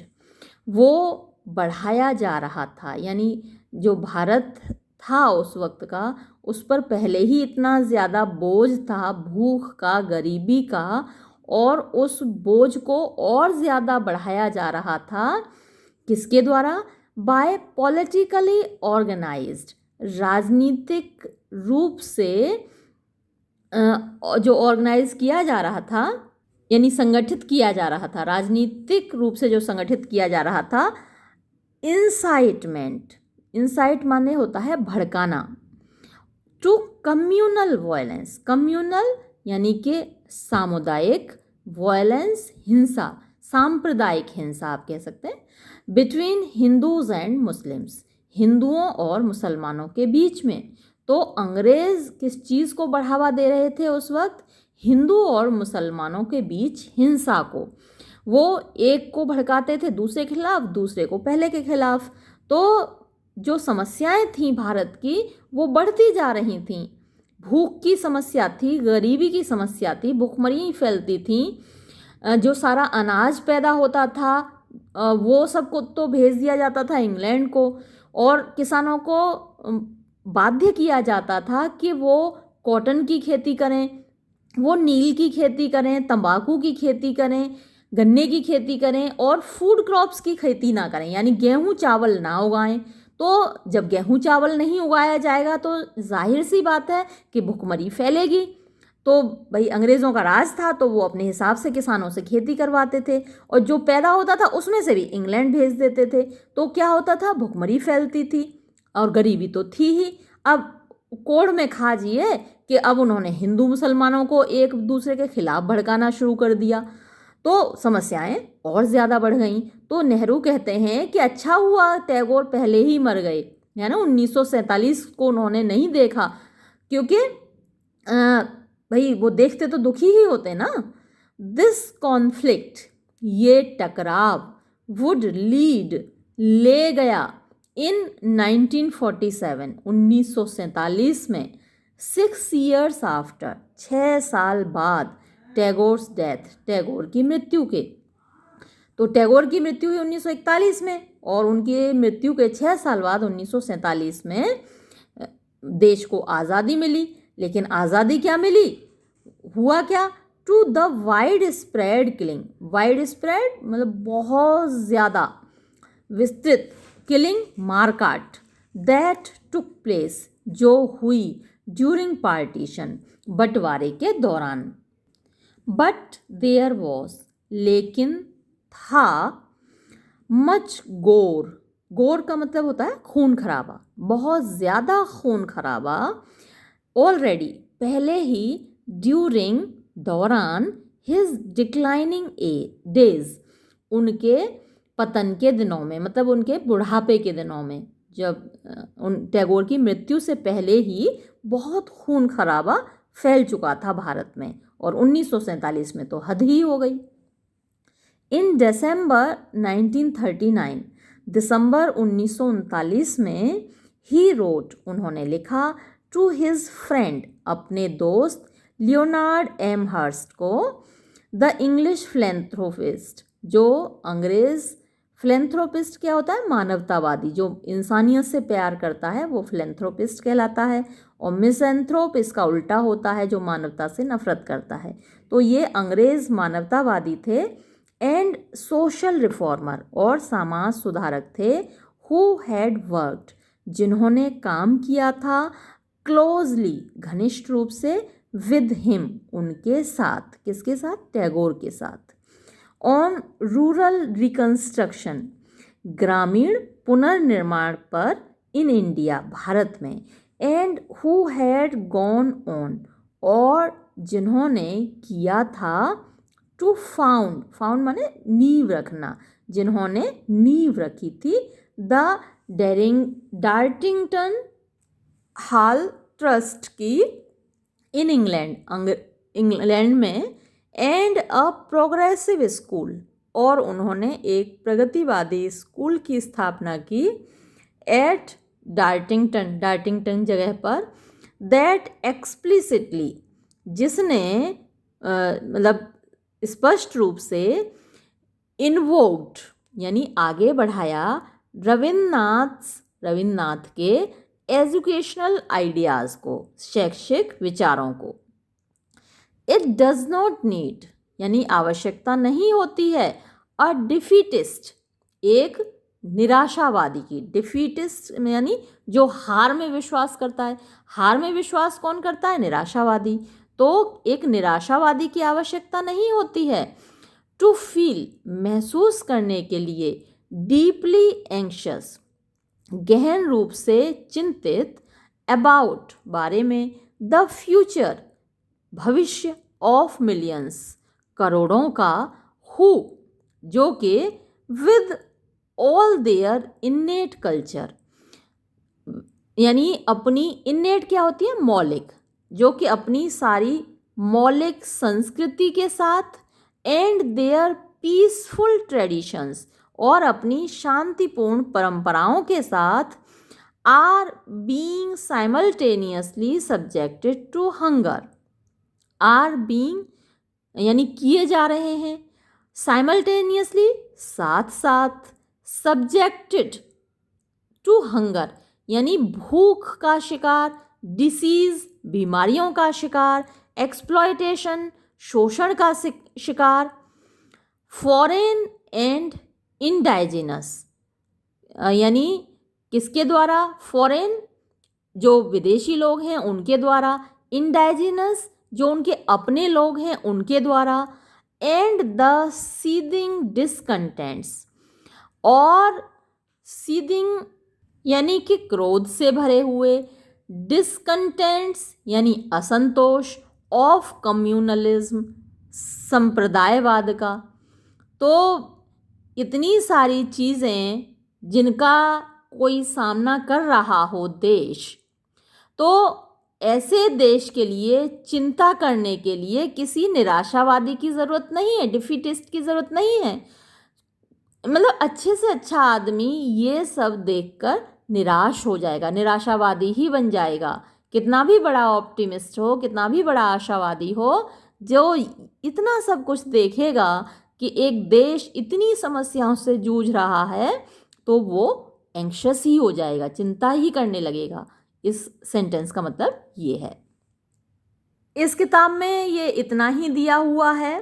तो लेकिन हमें क्योंकि पूरा ही पढ़ना है, हमारे सिलेबस में तो पूरा है। अब पता नहीं ये क्या किया है इस प्रिंटर ने, पब्लिशर ने, इस प्रकाशन ने इतना ही दिया है, जबकि ये बहुत एक लंबा ऐसे है, 20 पेज का है। तो बाकी का जो निबंध है हम दूसरी किताब से करते हैं, क्योंकि हमें तो ये कंप्लीट करना है। देखिए, इसीलिए मैं कोई एक बुक आपको रिकमेंड नहीं करती हूँ। बार बार आप जो बुक के बारे में मुझसे पूछते हैं कि कौन सी बुक बेस्ट है, कौन सी बुक से हम पढ़ाई करें, या आप कौन सी बुक से पढ़ा रही हैं मैडम, तो इस सवाल का जवाब इसीलिए मेरे पास नहीं होता कि अभी देखिए मैं आपको वो बुक रिकमेंड कर देती, लेकिन उसमें पूरा चैप्टर ही नहीं दे रखा है, तो मैं दूसरी बुक से आपको पढ़ा रही हूँ। तो आपके लिए सुविधा ये है कि मैंने टेक्स्ट सामने रखा हुआ है। अगर आपकी बुक में पूरा टेक्स्ट नहीं भी है तो आप इस वीडियो से पूरा टेक्स्ट पढ़ सकते हैं। चलिए आगे बढ़ते हैं। How would Tagore have viewed, how किस प्रकार, would Tagore have viewed Tagore देखते द इंडिया भारत को, ऑफ टुडे आज के भारत को टैगोर कैसे देखते। वुड ही सी क्या वो देखते, प्रोग्रेस देयर यहाँ पर तरक्की को, और या फिर वेस्टेड जो बर्बाद हो गया, अपॉर्चुनिटी यानी मौका, जो मौका हमको मिला वो बर्बाद हो गया, इस तरीके से देखते, या ये देखते कि यहाँ तरक्की हुई है। परहैप्स शायद, इवन अ बिट्रेयल एक धोखा भी, बिट्रेयल धोखा होता है, इवन भी शायद उनको लगता है कि एक धोखा भी हुआ है, ऑफ इट्स प्रॉमिस, प्रॉमिस वादा होता है, लेकिन यहाँ इसका मतलब वादा नहीं, यहाँ है संभावनाएं। जैसे कोई प्रॉमिसिंग स्टूडेंट होता है तो हम कहते हैं ये जो स्टूडेंट है बहुत प्रॉमिसिंग है, मतलब कि वो बहुत संभावनाओं से भरा हुआ है, वो आगे बहुत तरक्की कर सकता है, तो यहाँ प्रॉमिस का वही अर्थ है। तो एक धोखा हुआ है उसकी संभावनाओं के साथ, एंड कन्विक्शन और उसके विश्वास के साथ, एंड और ऑन अ वाइडर सब्जेक्ट एक विस्तृत विषय में, हाउ वुड ही रिएक्ट वो कैसे प्रतिक्रिया करते, टू द स्प्रेड उस फैलाव को जो हुआ है किसका, ऑफ कल्चरल सेपरेटिज्म, कल्चरल सांस्कृतिक सेपरेटिज्म अलगाववाद, एक दूसरे से हम लोग अलग हुए हैं, हमारी संस्कृतियाँ अलग हुई हैं एक दूसरे से, सांस्कृतिक अलगाववाद हुआ है, इन द कंटेम्परेरी वर्ल्ड समकालीन संसार में। तो आज का जो संसार है, हमारा जो कंटेम्परेरी वर्ल्ड है, उसमें क्या हुआ है, सांस्कृतिक अलगाववाद हुआ है, सांस्कृतिक रूप से हम एक दूसरे से अलग होते जा रहे हैं। अब है ईस्ट एंड वेस्ट, पूरब और पश्चिम। गिवन यानी कि ध्यान में रखते हुए, द वास्ट रेंज जो विस्तृत रेंज है, विस्तृत फैलाव है, ऑफ हिज क्रिएटिव अचीवमेंट्स, उनके यानी कि टैगोर के क्रिएटिव रचनात्मक अचीवमेंट यानी उपलब्धियों का। परहैप्स शायद, द मोस्ट एस्टोनिशिंग सबसे ज़्यादा आश्चर्यजनक आस्पेक्ट पहलू, ऑफ द इमेज छवि का, ऑफ टैगोर टैगोर की, इन द वेस्ट पश्चिम में, यानी पश्चिम में टैगोर की छवि का सबसे आश्चर्यजनक पहलू है इट्स नैरोनेस, इसकी संकीर्णता। यानी उन्होंने तो खुद इतना वास्ट लिखा है, इतना विस्तृत लिखा है, लेकिन पश्चिम में जो उनकी छवि है वो नैरोनेस की है, संकीर्णता की है, मतलब बिल्कुल अपोजिट है। He is currently viewed, recurrently bar bar, viewed देखा जाता है, उनको बार बार देखा जाता है, एज द ग्रेट मिस्टिक, महान रहस्यवादी फ्रॉम द ईस्ट, पूरब का, एन इमेज, एक छवि, विद अ प्यूटेटिव मैसेज, जिसमें के एक प्यूटेटिव मतलब कि जाना, ख्याति प्राप्त, मशहूर, मैसेज है, संदेश है, फॉर द वेस्ट, पश्चिम के लिए, विच वुड वेलकम, जो के स्वागत करेगा, अदर्स डिसलाइक, नहीं, विच सम वुड वेलकम, यानी जिसका कि कुछ लोग स्वागत करेंगे, अदर्स डिसलाइक, दूसरे जिसको नापसंद करेंगे, एंड स्टिल, और इसके अलावा अदर्स, और कुछ लोग, फाइंड, इसको पाएंगे, डीपली, गहनता से, बोरिंग, उबाऊ, यानी उनका जो मैसेज है कुछ लोगों को अच्छा लगता है, कुछ को बुरा लगता है, और कुछ लोगों को बड़ा बोरिंग लगता है, उबाऊ लगता है। टू अ ग्रेट एक्सटेंट, काफ़ी हद तक, दिस टैगोर, ये जो टैगोर हैं, वॉज, थे, द वेस्ट्स ओन क्रिएशन, पश्चिम का खुद का सृजन, यानी पश्चिम ने ही उनके बारे में ऐसी धारणा क्रिएट की थी, बनाई थी। तो ये जो टैगोर थे वो पश्चिम का ही क्रिएशन थे, उनका ही सृजन थे, पार्ट ऑफ इट्स ट्रेडिशन, और वो उसी की परंपरा के भाग थे। ट्रेडिशन, ये पश्चिम की ही परंपरा है जिसका वो भाग थे। और पश्चिम की परंपरा क्या है? ऑफ मैसेज सीकिंग, कि वो संदेश तलाश करते हैं फ्रॉम द ईस्ट, पूरब से, पर्टिकुलरली फ्रॉम इंडिया, विशेष रूप से भारत से, विच, जो कि, एज हीगल पुट इट, जैसा कि हीगल ने इसको लिखा है, रखा है, हीगल एक पाश्चात्य विद्वान है, उसने लिखा है, put it, had existed for millennia, तो ये अस्तित्व में था, फॉर मिलेनिया, हजारों सालों से, इन द इमेजिनेशन, कल्पना में, ऑफ द यूरोपियंस, यूरोपियनों की। फ्रेडरिक श्लीगल, ये भी एक पाश्चात्य विद्वान है, शेलिंग है, ये भी पाश्चात्य विद्वान है, हर्डर, शोपेनहावर, ये सब पश्चिम के विद्वान हैं, फ्रेंच, जर्मन, और इन लोगों ने, were only a few of the thinkers, ये कुछ ही नाम हैं उन विचारकों में से, हु फॉलोड, जिन्होंने अनुकरण किया, द सेम पैटर्न, इसी पैटर्न का, दे थियराइज्ड, उन्होंने थियरी दी, उन्होंने सिद्धांत दिया,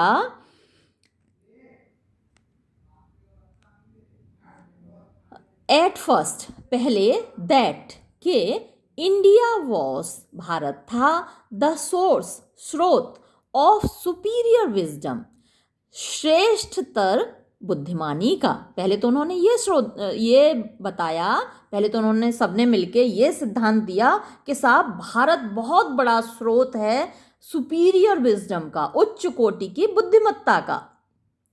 Schopenhauer at one stage even argued, Schopenhauer ने तो एक स्तर पर, एक समय पर ये भी तर्क दिया था, दैट, के, द न्यू टेस्टामेंट, तो बाइबल के दो भाग हैं, ओल्ड टेस्टामेंट और न्यू टेस्टामेंट, तो उसमें से जो न्यू टेस्टामेंट है वो मस्ट समहाउ बी, कि किसी तरीके से ये है, जो न्यू टेस्टामेंट है वो ऑफ इंडियन ओरिजिन, भारतीय उत्पत्ति का, यानी इसका जो जन्म है कहीं ना कहीं भारत में हुआ है, उसके जो सिद्धांत हैं भारत से आए हैं। दिस इज अटेस्टेड, ये साबित होता है, bye it's completely Indian ethics, इसके पूर्ण रूपेण भारतीय नैतिकता से, यानी जो न्यू टेस्टामेंट में एथिक्स दिए गए हैं, नैतिक सिद्धांत दिए गए हैं, वो पूर्ण रूप से भारतीय हैं। ये किसने कहा है? शापेनहावर ने। विच ट्रांसफॉर्म्स, जो परिवर्तित कर देती है, मॉरल्स, नैतिकता को, इनटू एस्थेटिसिज्म, एस्थेटिसिज्म वैराग्य होता है, जब हम दुनियादारी को छोड़ के वैराग्य धारण कर देते हैं तो वो एस्थेटिसिज्म होता है, जो कि नैतिकता को परिवर्तित कर देता है एस्थेटिसिज्म में यानी कि वैराग्य में, इनटू पेसिमिज्म यानी कि निराशावाद में, एंड इट्स अवतार, और जो अवतार की परंपरा है, अवतार की जो धारणा है, भारत में अवतार की धारणा है कि जैसे हम मानते हैं विष्णु भगवान ने इतने अवतार लिए हैं, जैसे राम थे वो विष्णु भगवान का ही अवतार थे, कृष्ण थे विष्णु भगवान का ही अवतार थे, तो ये अवतार की जो धारणा है वो भारत में है। तो ये जो धारणा वहाँ आई है न्यू टेस्टामेंट में, वो इंडिया से आई है। In the person of the Christ, यानी वो जो क्राइस्ट को मानते हैं, क्राइस्ट की जो पर्सनैलिटी है, क्राइस्ट का जो व्यक्तित्व है, एक अवतार है, वो ईश्वर ने अपने पुत्र को भेजा साहब क्राइस्ट के रूप में, तो ये अवतार की जो धारणा है, शोपेनहावर कहता है कि ये भारत से आई है। बट देन, लेकिन उसके बाद, दे रिजेक्टेड, उन्होंने रिजेक्ट कर दिया, उन्होंने त्याग दिया देयर ओन थियरीज, अपने खुद के सिद्धांतों को। यानी पहले तो ये सिद्धांत इतने सारे दिए कि भैया सब कुछ भारत से आया है, भारत में बहुत बुद्धिमानी भरी हुई है, विजडम भरी हुई है, और हमारे जितने ये ग्रंथ हैं ये सब भारत से इंस्पायर्ड हैं, भारत से प्रेरणा मिली है। लेकिन बाद में क्या हुआ?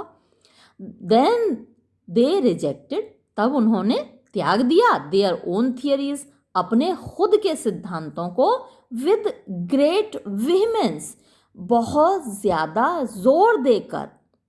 समटाइम्स ब्लेमिंग, कभी कभी तो आरोप लगाकर, इंडिया, भारत पर, for not living up to, कि भारत नहीं रहा है, खरा नहीं उतरा है, टू देयर अनफाउंडेड एक्सपेक्टेशंस, उनकी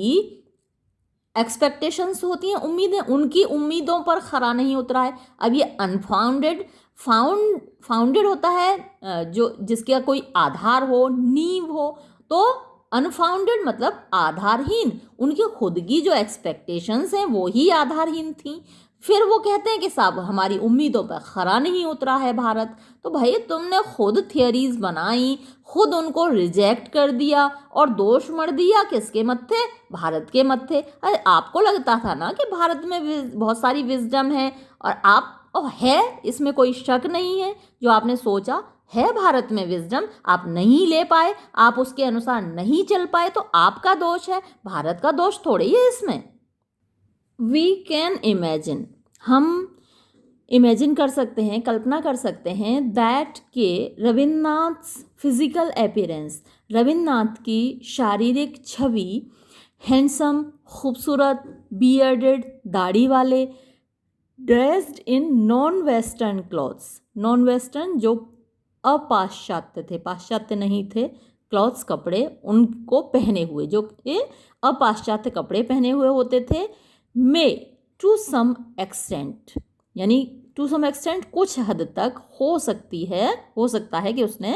हैव एनकरेज्ड, प्रोत्साहित किया हो, हिज बीइंग सीन, कि उनको देखा गया, एज अ कैरियर, एक वाहक के रूप में, ऑफ एक्सोटिक विजडम, विदेशी बुद्धिमानी के, यानी विदेशी यानी कि भारतीय बुद्धिमानी के एक वाहक के रूप में उनको देखा गया।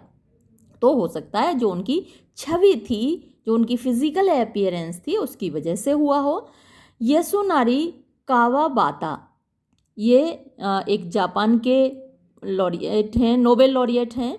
The first Japanese Nobel laureate, जो पहले जापान के नोबेल पुरस्कार प्राप्त करता थे इन लिटरेचर, साहित्य में। ट्रेजर्ड, उन्होंने संजो कर रखी हैं, मेमोरीज, यादें, from his middle school days, अपने मिडिल स्कूल के समय की, of this says like poet, ये साधु जैसे कवि की। तो उन्होंने अपने स्कूल डेज में देखा था टैगोर को, यसुनारी कावाबाता ने, और उन्होंने उनके बारे में ये लिखा है।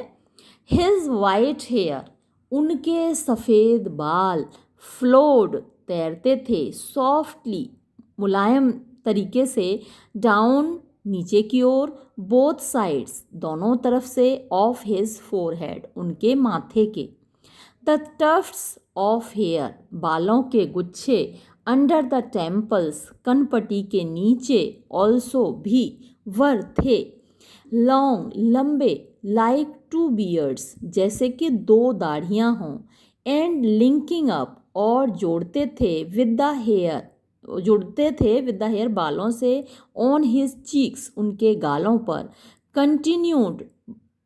टू इनटू हिज बियर्ड और उनकी दाढ़ी तक जाते थे, सो दैट जिससे कि ही गेव वो देते थे, एन इम्प्रेशन एक आभास, टू द बॉय लड़के को, जैसा कि मैं आई वॉज देन उस वक्त मैं था, उस वक्त के मेरे जैसे लड़के को वो आभास देते थे, ऑफ सम एंशियंट किसी पुराने, ओरिएंटल यानी कि पूरब के, विजार्ड यानी कि जादूगर, ऐसा लगता था उनको देखकर कि वो कोई प्राचीन पूरब के जादूगर हों। ओरिएंटल मतलब कि ईस्टर्न, पूरब के, और इसका अपोजिट होता है ऑक्सीडेंटल, पश्चिम का। दैट अपीयरेंस ये छवि, वुड हैव बीन रही होगी, वेल सूटेड ज़्यादा उपयुक्त, टू द सेलिंग बेचने में, ऑफ टैगोर टैगोर को, इन द वेस्ट पश्चिम में, एज अ क्विंटेसेंशियली मिस्टिक पोइट, एक क्विंटेसेंशियली आप कह सकते हैं महान रूप से, और आप कह सकते हैं कि उत्कृष्ट रूप से, मिस्टिकल यानी कि रहस्यवादी, पोइट कवि, and it could have made और इसने बनाया होगा, इट समवॉट ईजियर इसको कुछ आसान, to pigeon hole, pigeon hole का मतलब होता है पिजन कबूतर, होल उसका छेद, तो पिजन होल का मतलब होता है किसी चीज़ को सीमित कर देना, लिमिटेड कर देना, टू पिजन होल हिम उनको सीमित करने में, यानी पश्चिम वालों ने खुद उनकी ऐसी छवि बनाई कि उनको बेच सकें, क्योंकि भाई जो बुक थी उनकी लंदन से ही तो पब्लिश हुई थी और वहाँ से फिर उनको बेचा गया, तो ऐसी एक छवि उनकी बना दी गई, उनको सीमित कर दिया गया। कमेंटिंग ऑन रविन्द्रनाथ्स अपीयरेंस, कमेंटिंग टिप्पणी करते हुए रविन्द्रनाथ की छवि पर, फ्रांसिस कॉर्नफोर्ड टोल्ड विलियम रोथेनस्टीन, तो फ्रांसिस कॉर्नफोर्ड ने विलियम रोथेनस्टीन को बताया, आई कैन नाउ इमेजिन अब मैं कल्पना कर सकता हूँ, ए पावरफुल एक शक्तिशाली, एंड जेंटल क्राइस्ट और विनम्र ईसा मसीह की, विच जो कि आई नेवर कुड बिफोर मैं पहले कभी नहीं कर पाता था, beaters wave who did not like जो पसंद नहीं करती थी, टैगोर को, रिसेंटेड वो नाराज थीं, what she took to be जो कि उनको लगता था, हिज उनका, क्वाइट एकदम, ओबियस स्पष्ट, डिसलाइक नापसंद, ऑफ ऑल उस सब की, that the waves stand for जो कि वेव्स जिसके प्रतीक हैं, देयर इज इन फैक्ट वास्तव में है, लिटिल एविडेंस, लिटिल मतलब ना के बराबर, एविडेंस यानी कि इसकी गवाही या फिर प्रमाण, दैट के टैगोर हैड गिवन टैगोर ने दिया हो, मच थॉट ज़्यादा विचार, टू दिस सब्जेक्ट इस विषय पर, यानी इस बात का कोई प्रमाण नहीं है कि टैगोर ने इस विषय पर कोई विचार किया हो, दैट सेड वो कहकर, ही वॉज वो थे, ब्यूटिफुल टू लुक एट देखने में खूबसूरत, यानी ये जो बीटर्स वेब हैं इनको टैगोर पसंद नहीं थे, इसके बावजूद ये सब कहने के बावजूद भी वो कहती हैं कि वो देखने में खूबसूरत थे, एंड दैट और के हिज स्पीच उनका भाषण या फिर उनकी जो आवाज़ है, उनकी जो बोली है, हैज़ परफेक्ट इंटोनेशन उसमें एक पूर्ण इंटोनेशन है, एक लहजा है, खूबसूरत लहजा है, एंड स्लो चांट लाइक और वो एक धीमा मंत्र जैसा, चांट होता है मंत्र, मंत्र जैसा, मॉडरेशन मॉडरेशन यानी कि नियंत्रण है उनका अपनी आवाज़ पर, ऑफ द ड्रामेटिक सेंट, एक चमत्कारी संत के रूप में। Ezra Pound and W.B. Yeats among others, यानी जो और दूसरे लोग थे उनके बीच में एजरा पाउंड और W.B. यीट्स व फर्स्ट लेड,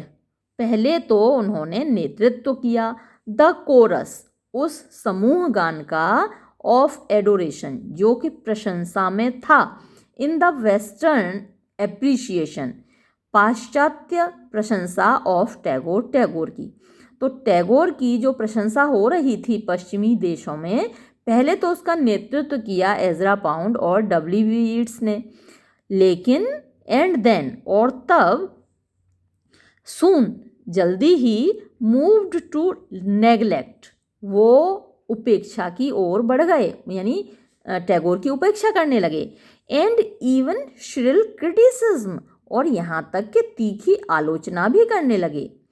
द कंट्रास्ट, विरोधाभास, बिटवीन, बीच में, यीट्स प्रेज, यीट्स की प्रशंसा, ऑफ हिज वर्क, उनके काम की, किसके काम की, टैगोर के काम की, इन 1912, 1912 में यीट्स ने लिखा, और ये गीतांजलि के तारीफ में उन्होंने लिखा है, दीज लिरिक्स, ये जो कविताएं हैं, डिस्प्ले, दिखाती हैं, इन देयर थॉट, अपने विचारों में, अ वर्ल्ड, एक संसार, आई हैव ड्रीम्ड, जिसका कि मैंने सपना देखा है, of all my long life, मेरे पूरे माई लाइफ लॉन्ग, यानी अपने पूरे जीवन मैंने जिस चीज़ का सपना देखा है वो इन कविताओं में है। The work of a supreme culture, ये वर्क है, ये रचना है, ऑफ अ सुप्रीम कल्चर, एक सर्वोत्कृष्ट संस्कृति की। तो पहले तो उन्होंने ये कहा तारीफ में, एंड हिज, और उसकी डिनंसिएशन, आलोचना, इन 1935, 1935 में, डैम टैगोर, अभिशप्त टैगोर, एरोज, निकली, पार्टली, आंशिक रूप से, फ्रॉम द इनेबिलिटी, अक्षमता से, of Tagore's many sided writings, Tagore की बहुआयामी रचनाओं से, कि ये जो बहुआयामी रचनाएं हैं टैगोर की, उनकी अक्षमता थी। क्या अक्षमता थी? क्या वो ख़राब थी? नहीं, वो ख़राब नहीं थी, लेकिन वो to fit into the narrow box, वो उस संकीर्ण बक्से में फिट नहीं होती थी, इन विच, जिसमें कि यीट्स वांटेड, यीट्स चाहता था, टू प्लेस, उनको रखना, एंड कीप, और बनाए रखना, हिम, उनको, यानी एक बार उस संकीर्ण बक्से में टैगोर की जो रचनाएं हैं वो बंद हो जाएं और उसी में बनी रहें, ये चाहता था यीट्स, और जो कि हुआ नहीं, तो इसलिए वो आलोचना करने लगा। फिर सर्टेनली, निश्चय ही, टैगोर डिड राइट, टैगोर ने लिखा, अ ह्यू अमाउंट, एक विशाल मात्रा में, एंड पब्लिश्ड, और प्रकाशित किया, सीजलेसली, अनवरत रूप से, इवन इन इंग्लिश, इंग्लिश में भी, समटाइम्स, कभी कभी, इन इनडिफरेंट इंग्लिश, इनडिफरेंट यानी एक अरुचिपूर्ण अंग्रेजी में ट्रांसलेशन, उसको ट्रांसलेट किया, बट, लेकिन, Yeats was also bothered, Yeats को एक और चिंता थी, एक और परेशानी थी, इट इज़ क्लियर, ये साबित होता है, स्पष्ट होता है, बाय द डिफ़िकल्टी, उस परेशानी से, ऑफ फिटिंग टैगोर, कि वो टैगोर को फिट कैसे करे, लेटर राइटिंग्स, टैगोर की जो बाद वाली राइटिंग्स है, बाद वाली रचनाएं हैं, उनको कैसे फिट करे, इनटू द इमेज, उस छवि में, यीट्स हैज़ प्रेजेंटेड, जो कि यीट्स ने प्रस्तुत की थी, टू द वेस्ट, पश्चिम के सामने, यानी W.B. यीट्स ने टैगोर की जो छवि पश्चिम के सामने पेश की थी, उस छवि में टैगोर की बाद वाली रचनाओं को वो कैसे रखे, इस बात को सोच के वो और परेशान था। टैगोर ही हैड सेड, उसने कहा कि टैगोर वॉज द प्रोडक्ट, वो उत्पाद थे, ऑफ अ होल पीपल, एक संपूर्ण राष्ट्र के, अ होल सिविलाइजेशन, एक संपूर्ण सभ्यता के, इमेजरेबली स्ट्रेंज, जो कि इमेजरेबली यानी जिसको नापा नहीं जा सकता, तो अतुलनीय रूप से स्ट्रेंज यानी अजनबी है, टू अस, हमारे लिए, हमसे भिन्न है। एंड येट, और फिर भी, वी हैव मेट, हम मिले हैं, आर ओन इमेज, अपनी खुद की छवि से, और हर्ड, और सुन या फिर सुना है, परहैप्स, शायद, फॉर द फर्स्ट टाइम, पहली बार, इन लिटरेचर, साहित्य में, आर वॉइस, अपनी खुद की आवाज़, एज इन अ ड्रीम, जैसे कि एक सपने में सुनी हो। Yeats did not totally reject, Yeats ने पूरी तरह नकारा नहीं, हिज अर्ली एडमिरेशन, अपनी प्रारंभ की प्रशंसा को, as Ezra Pound and several others did, जैसा कि एजरा पाउंड और बहुत से दूसरे लेखकों ने किया। एंड ही इंक्लूडेड, और उसने शामिल किया, यानी W.B. यीट्स ने शामिल किया, some of Tagore's early poems, Tagore की कुछ प्रारंभिक कविताओं को, in the Oxford book of modern verse, ये एक कलेक्शन है, एक एंथोलॉजी है कविताओं की, तो कविता संग्रह है जिसका टाइटल है the Oxford book of modern verse, which he edited, जिसको कि उसने संपादित किया इन 1936 में। तो W.B. यीट्स ने इस संग्रह को, कविता संग्रह को संपादित किया और उसमें टैगोर की भी कुछ प्रारंभिक कविताओं को शामिल किया। यीट्स ऑल्सो हैड, यीट्स मतलब रखता था, सम फेवरेबल थिंग्स, कुछ अच्छी बातें, टू से, कहने के लिए, about Tagore's pros writing, Tagore की गद्य रचनाओं के बारे में भी, यानी यीट्स ने बहुत कुछ अच्छी बातें कही हैं टैगोर की गद्य रचनाओं के बारे में भी। हिज सेंसर, उसकी आलोचना, of Tagore's later poems, Tagore की बाद की कविताओं की जो उसने आलोचना की है, वॉज रीइंफोर्स्ड, उसको बल मिला, बाय हिज डिसलाइक, उसकी नापसंद से, of Tagore's own English translation, कि टैगोर ने खुद ही उनका इंग्लिश में ट्रांसलेशन किया, ऑफ हिज वर्क, अपने काम का। Tagore does not know English, Tagore को अंग्रेजी नहीं आती, नो इंडियन नोज इंग्लिश, किसी भारतीय को अंग्रेजी नहीं आती, यीट्स एक्सप्लेन्ड, यीट्स ने कहा। तो यीट्स का ये मानना था कि टैगोर को अंग्रेजी नहीं आती, किसी भारतीय को अंग्रेजी नहीं आती। अच्छा, खुद ये लोग मानते हैं कि इनको बड़ा सब कुछ आता है, यानी इन लोगों ने हमारे जो संस्कृत के सारे ग्रंथ थे उनका अध्ययन किया, हमारे हिंदी ग्रंथों का अध्ययन किया, तो इनको कौन सी संस्कृत और हिंदी आती थी। भाई इंग्लिश के लिए तो इंडियंस जाने जाते हैं सारी दुनिया में इंग्लिश अगर ज़्यादा किसी को आती है तो सबसे ज़्यादा तो वो भारतीयों को आती है। इंग्लिश स्पीकिंग कंट्रीज़ को अगर आप छोड़ दें,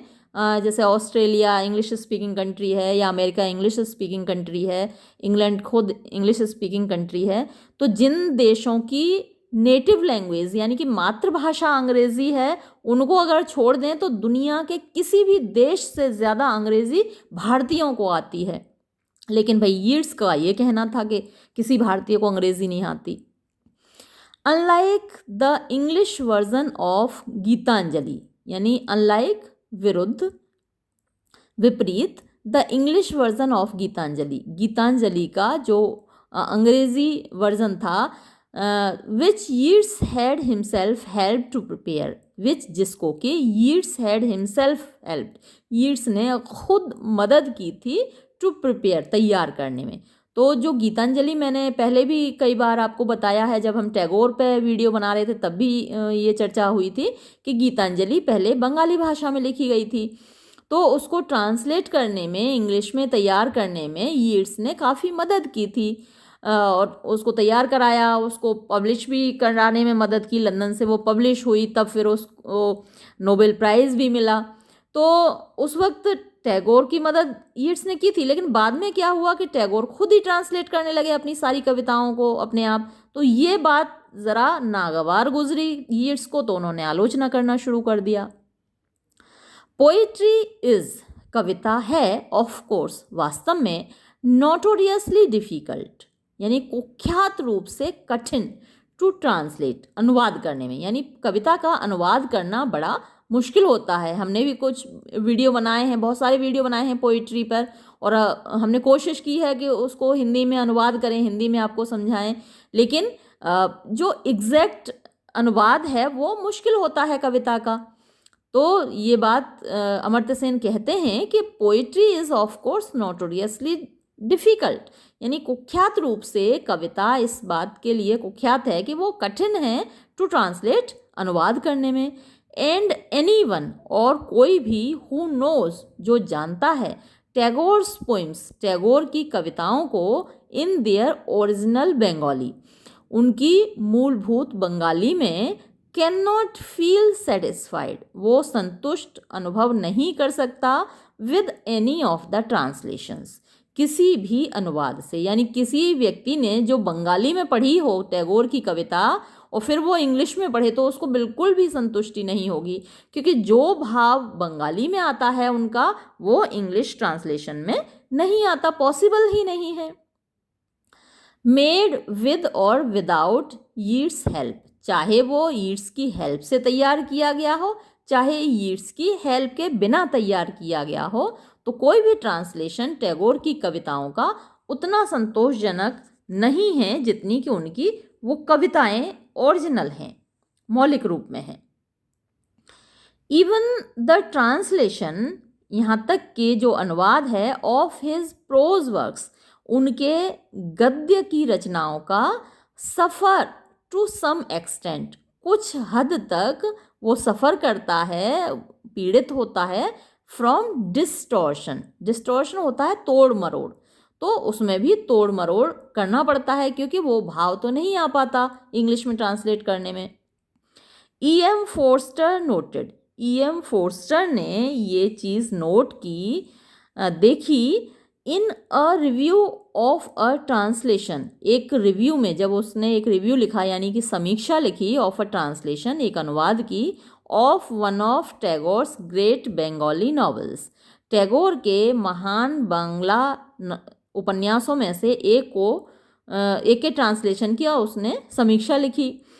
the home and the world, घर और संसार, ये एक उपन्यास इंग्लिश में ट्रांसलेट हुआ। तो इन 1919 में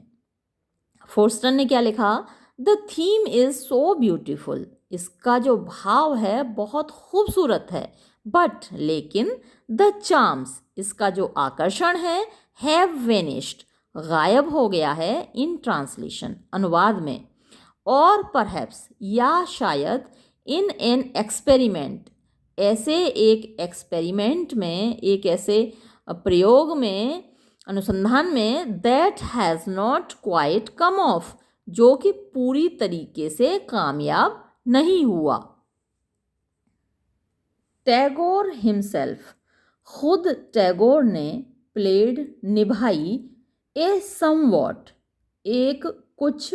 बिम्यूज्ड, आश्चर्यचकित करने वाली, पार्ट, भूमिका,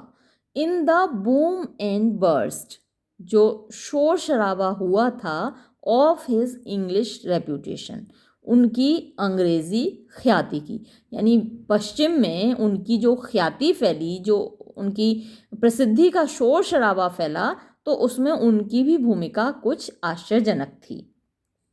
ही एक्सेप्टेड, उन्होंने स्वीकार किया, द एक्स्ट्रावेगेंट प्रेज, एक्स्ट्रावेगेंट जो बहुत बढ़ा चढ़ा कर की गई थी, प्रेज, तारीफ, तो जो उनकी बहुत बढ़ा चढ़ा कर तारीफ की गई थी उसको उन्होंने स्वीकार किया, विद मच सरप्राइज, काफ़ी आश्चर्य से, एज वेल एज प्लेजर, साथ ही खुशी से, एंड देन, और फिर, रिसीव्ड, प्राप्त किया, डिनंसिएशंस, आलोचनाओं को, विद इवन ग्रेटर सरप्राइज, और भी ज़्यादा आश्चर्य से, एंड बेयरली कंसील्ड पेन, और बेयरली मुश्किल से ही, कंसील्ड छिपे हुए, पेन दर्द के साथ। तो तारीफ उन्होंने स्वीकार की, लेकिन जब आलोचना हुई तो उनको बड़ा आश्चर्य हुआ और उनको काफ़ी पीड़ा भी हुई, दर्द भी हुआ। Tagore was sensitive to criticism, Tagore sensitive थे, संवेदनशील थे क्रिटिसिज्म के प्रति, आलोचना के प्रति। जो कवि लोग होते हैं उनका हृदय बड़ा सॉफ्ट होता है, बड़ा नर्म होता है, तो जरा सी कोई आलोचना कर दे तो उनको बड़ा पीड़ा होती है, दर्द होता है। तो वैसा ही टैगोर का दिल था, तो उनको वो बड़े संवेदनशील थे आलोचना को लेकर। एंड वॉज हर्ट, और वो पीड़ित हो जाते थे, उनको दर्द होता था, तकलीफ होती थी, by even the most far fetched accusations. तो जो फार फेचड, दूर दूर के एक्यूजेशन यानी आरोप होते थे, कोई मतलब दूर का छोटा सा भी आरोप लगा देता था तो उनको बड़ी पीड़ा होती थी।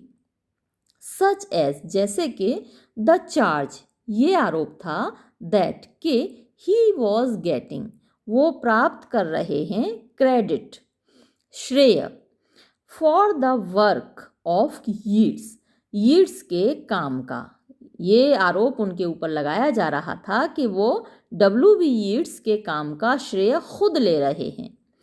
हु हैड री रिटन, जिसने के पुनः लिखा था गीतांजलि को, यानी गीतांजलि का ट्रांसलेशन उसने करवाया था। दिस चार्ज वॉज मेड, ये आरोप लगाया गया था, बाय अ करेस्पॉन्डेंट, एक पत्रकार के द्वारा, फॉर द टाइम्स, जो कि द टाइम्स का पत्रकार था, सर वैलेंटाइन शिरोल, ये पत्रकार का नाम है। हुम, जिसको कि E.M. फोर्स्टर ने वंस, एक बार, डिस्क्राइब्ड, बताया था, an old Anglo Indian reactionary hack, एक बूढ़ा एंग्लो इंडियन यानी अंग्रेज भारतीय रिएक्शनरी प्रतिक्रियावादी हैक। हैक के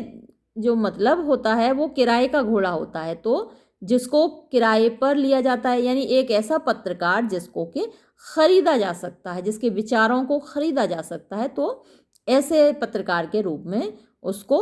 E.M. फोर्स्टर ने डिस्क्राइब किया था। और इसी पत्रकार ने आरोप लगाया था कि टैगोर W.B. यीट्स के काम का भी श्रेय ले रहे हैं।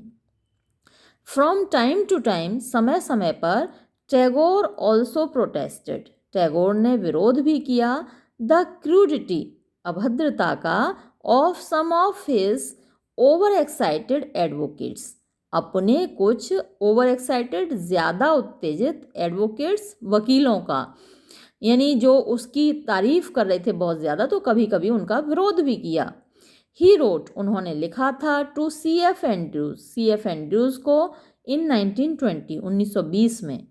दीज पीपल, ये लोग, यानी जो लोग मेरी तारीफ कर रहे हैं वो लोग, आर, हैं, लाइक ड्रंकार्ड्स, शराबियों की तरह, हु आर एफ्रेड ऑफ, जो कि भयभीत हैं, देयर ल्यूसिड इंटरवल्स, अपने ल्यूसिड इंटरवल्स यानी कि स्पष्ट मध्यांतरों से। तो स्पष्ट मध्यांतर मतलब कि जैसे जो शराबी होता है उसको शराब मिलती रहनी चाहिए, तो बीच में जो इंटरवल आता है उससे वो भयभीत होता है। ऐसे ही ये जो लिखने वाले हैं, ये जो मेरी तारीफ करने वाले हैं, इनको तो कोई ना कोई विषय चाहिए, तो ये बिना रुके मेरी तारीफ किए जा रहे हैं, तो ये उन नशेड़ियों की तरह हैं। ये लिखा टैगोर ने C.F. एंड्रूज को अपने प्रशंसकों के बारे में। तो इस वीडियो में मुझे लगता है कि हमें यहीं समाप्त कर लेना चाहिए ये वीडियो, क्योंकि चैप्टर बहुत बड़ा है और ये वीडियो भी बहुत लंबा हो जाएगा। तो इस वीडियो में हम इसे यहीं तक रखते हैं, इससे आगे का चैप्टर हम पढ़ेंगे अगले वीडियो में। तब तक के लिए धन्यवाद।